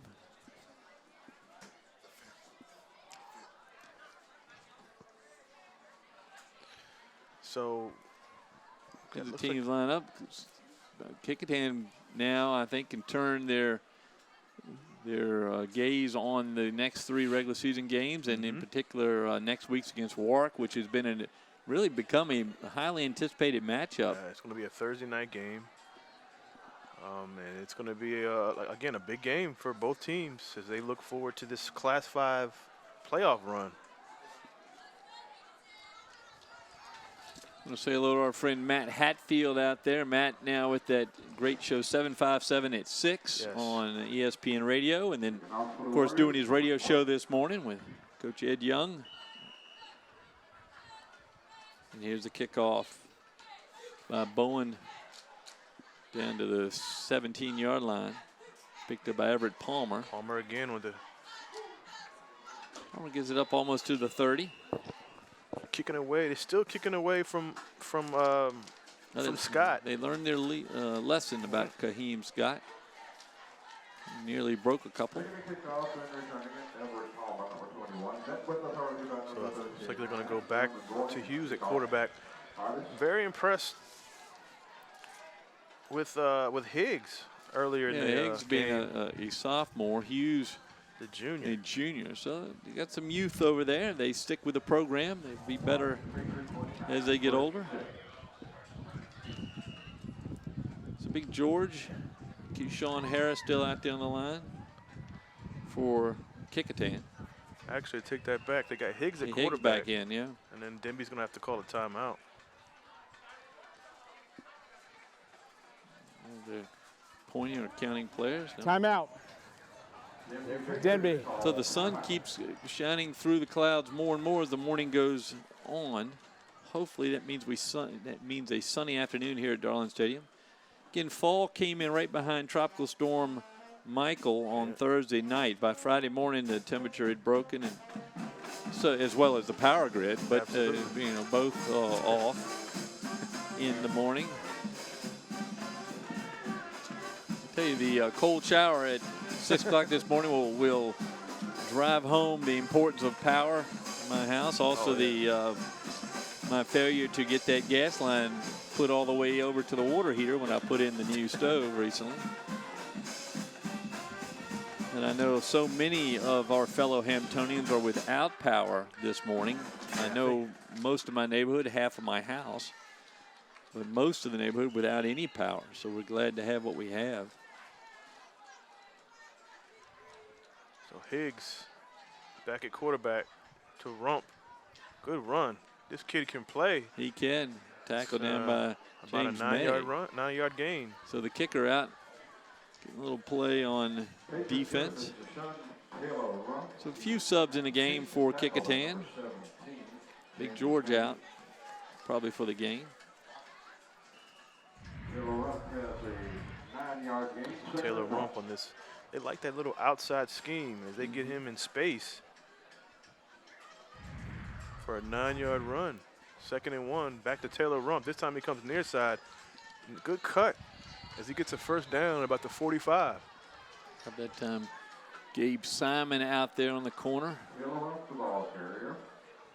Another sophomore from Kecoughtan Roundtree and on the tackle as well. So first down for Denbigh as they're up against some of the second stringers for Kecoughtan. But good to see that Coach Coley can work some of them in. You never know who you might need in the playoffs. You see Antonio Davis in the defense. It's like he's playing with DN. He's big enough to. Yeah. This time it's Scott.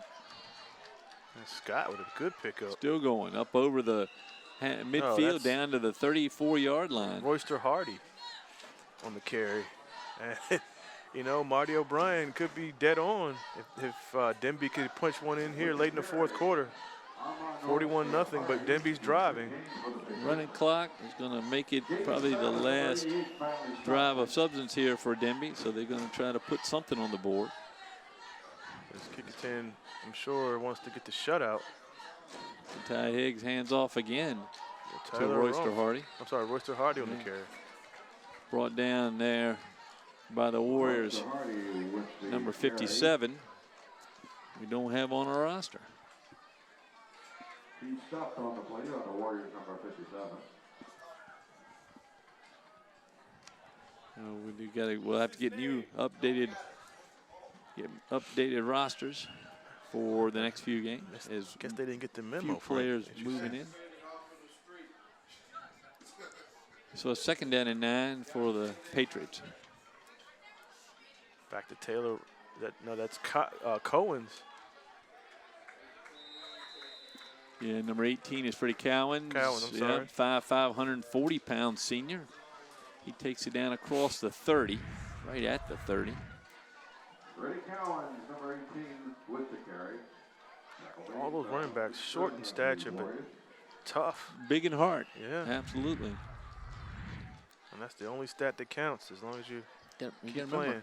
this Warrior defense held the Hampton Crabbers to 7 points, and that came at the very end of the fourth quarter. Higgs back to pass. It's going to be incomplete, intended for Josiah Hughes, the quarterback. Just out of his hands. So a couple of passes just off for both Denbigh quarterbacks this morning. Gotta get used to saying that, Frank. This morning, you know, used to saying tonight or this afternoon. Right. Yeah, it's a beautiful morning for football here in Hampton. So 4th and 6, Frank. This is it for Denbigh.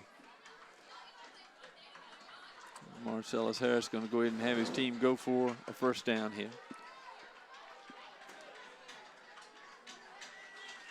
Higgs back to pass. He rolls out. It's going to be,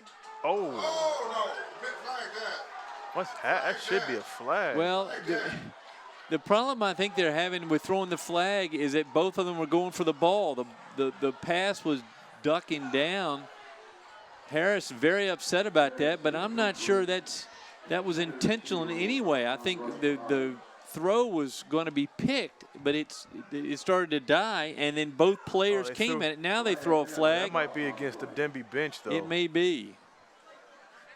And Coach Harris was really animated about it. If we see the replay, I think both players were going, but certainly the defender was going for the interception. I don't think he was going for a tackle.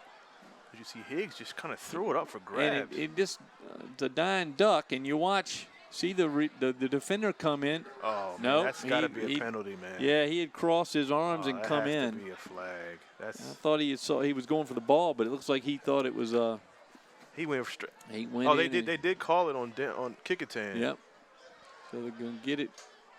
If we can see it they did one more call time. it very late, personal foul call. We see it one more time if we can. Maybe we won't have time for that, but as you see Higgs with the pass, and he's it just dies on the wind there. Look, that's got to be. I'm glad they called it. It was a late flag, but they threw it. Is it Kecoughtan Roundtree, I believe, wearing 45 today, gets called the penalty. Kecoughtan. It was the flag late, Frank. Very late. There was no flag until the arguments. And Coley not going to be happy with that. I'm sure he's not going to be happy with his defenders' tackling posture on that play, and he'll deal with that himself. Yeah, but he's going to be upset if we had a replay screen here in the stadium, Coach Coley probably wouldn't be arguing if he saw it. But Allen didn't explain it to Coach Coley about why the call ultimately was made. I think the timing is going to upset Coach Coley. When he sees the play, he'll understand it was a valid penalty. But the timing is correct, yes. The timing of the call. So timeout call here. I actually thought it was going to be against the Denbigh coaching staff. Well, they certainly came out far enough, but when you're trailing 41-0, you get a little leeway to come out and argue. As you see, a rivalry series, inflatable football. In the back of the end zone, preparing for the second half of our doubleheader, Frank. Hampton versus Phoebus. We got, what, 27 state championships between those two teams, Frank? It's a lot of history. And you got this organization that comes down here to cover this game. They said they cover games with 30,000 fans. So this is an honor to be mentioned in that grouping. First and 10 from the 15, Frank, after the penalty. Higgs. Taylor Rump. He's following his blockers, and he's going to get an opportunity to get in. He's going to get tackled at around the 2. Well, he certainly, following the blocker, more like just outrunning the Kecoughtan defenders. Again, you got some second stringers in there now, and they got run around. Now, it looks like Coley's like, I'm going to put my starters back in on defense. Yeah. He's trying to go for the shutout here. So wholesale changes by the Kecoughtan Warriors as they put the starters back in, trying to preserve the shutout. That time, it's a pride thing now for yeah, the running back just outran everybody. That's just Sean Taylor Rump, who's had a great afternoon, I think, on the ground. If you add it up, probably 50 yards. The bulk of the Patriot offense. So here's Higgs. Back to Taylor Rump, and he's going to be short. Yeah. Who's at the bottom there? It's Chandler Perry, and Big George comes up with the ball. Well, Denbigh needs to hurry up here. I mean, it's no explanation of why Big George doesn't get to keep the ball. They ruled him down, but Chandler Perry with the stop. Ball on the 2-yard line. So this is a pride thing here for Kecoughtan defense, trying to preserve the shutout. Great shot there behind the Kecoughtan bench. It's 140 and rolling here. Well, Marcellus Harris sends in his play, trying to get a touchdown on the board here. A little bit. Second and goal from the 2. And they go the shotgun at the 2. Curious call. Another man in motion there for Denbigh. Higgs goes back to Taylor Rump, and that's not even close. He's going to lose another 2 yards. That wasn't pretty right there. The difference, Frank, between the first team and the second team is a big gap. Yeah. Big George once again. Big George showing a fleetness of foot on that play. He leaps into the quarterback. They lost another 2 yards. So this Denbigh slowly going backwards. Down to a minute to go in the game. Kecoughtan intent on preserving the Denbigh just moving shutout. So slow, Frank. Higgs in the shotgun. Back to pass. Has a guy open. Touchdown, Denbigh. And that time right by Bracy and right by Brandon Rowland. Kevin Anderson, Frank. So real good pass from Satai Higgs to Anderson. And 41-6 at the moment.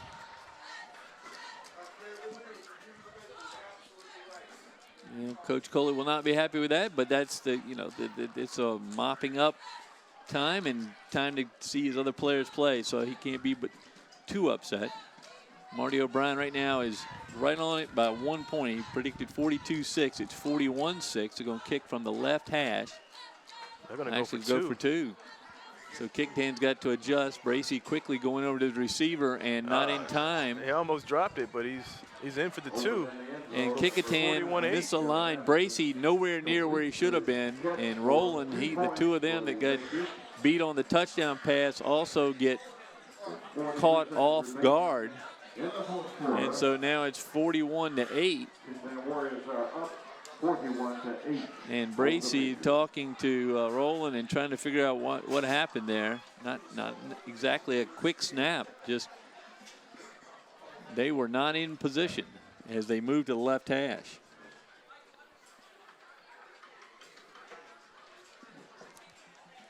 So 41-8 with 43 seconds to go. The Kecoughtan fans start going out of the stands, headed toward the homecoming festivities yet to come today on Saturday, the 13th of October.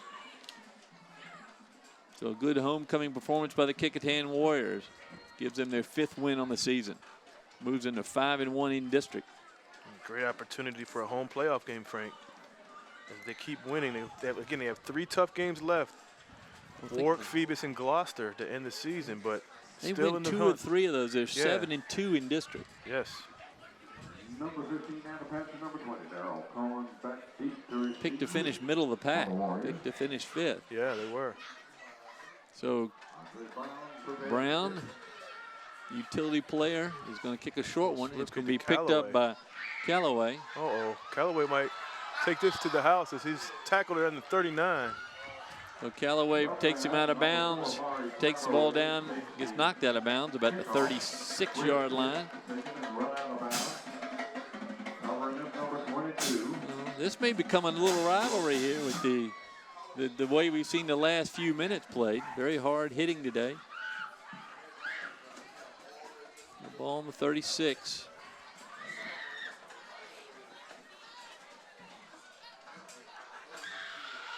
Kecoughtan probably get 1 play with a rolling clock. We do have 1 timeout left, so they could take a second timeout. They get way down there and want to put another score on the board.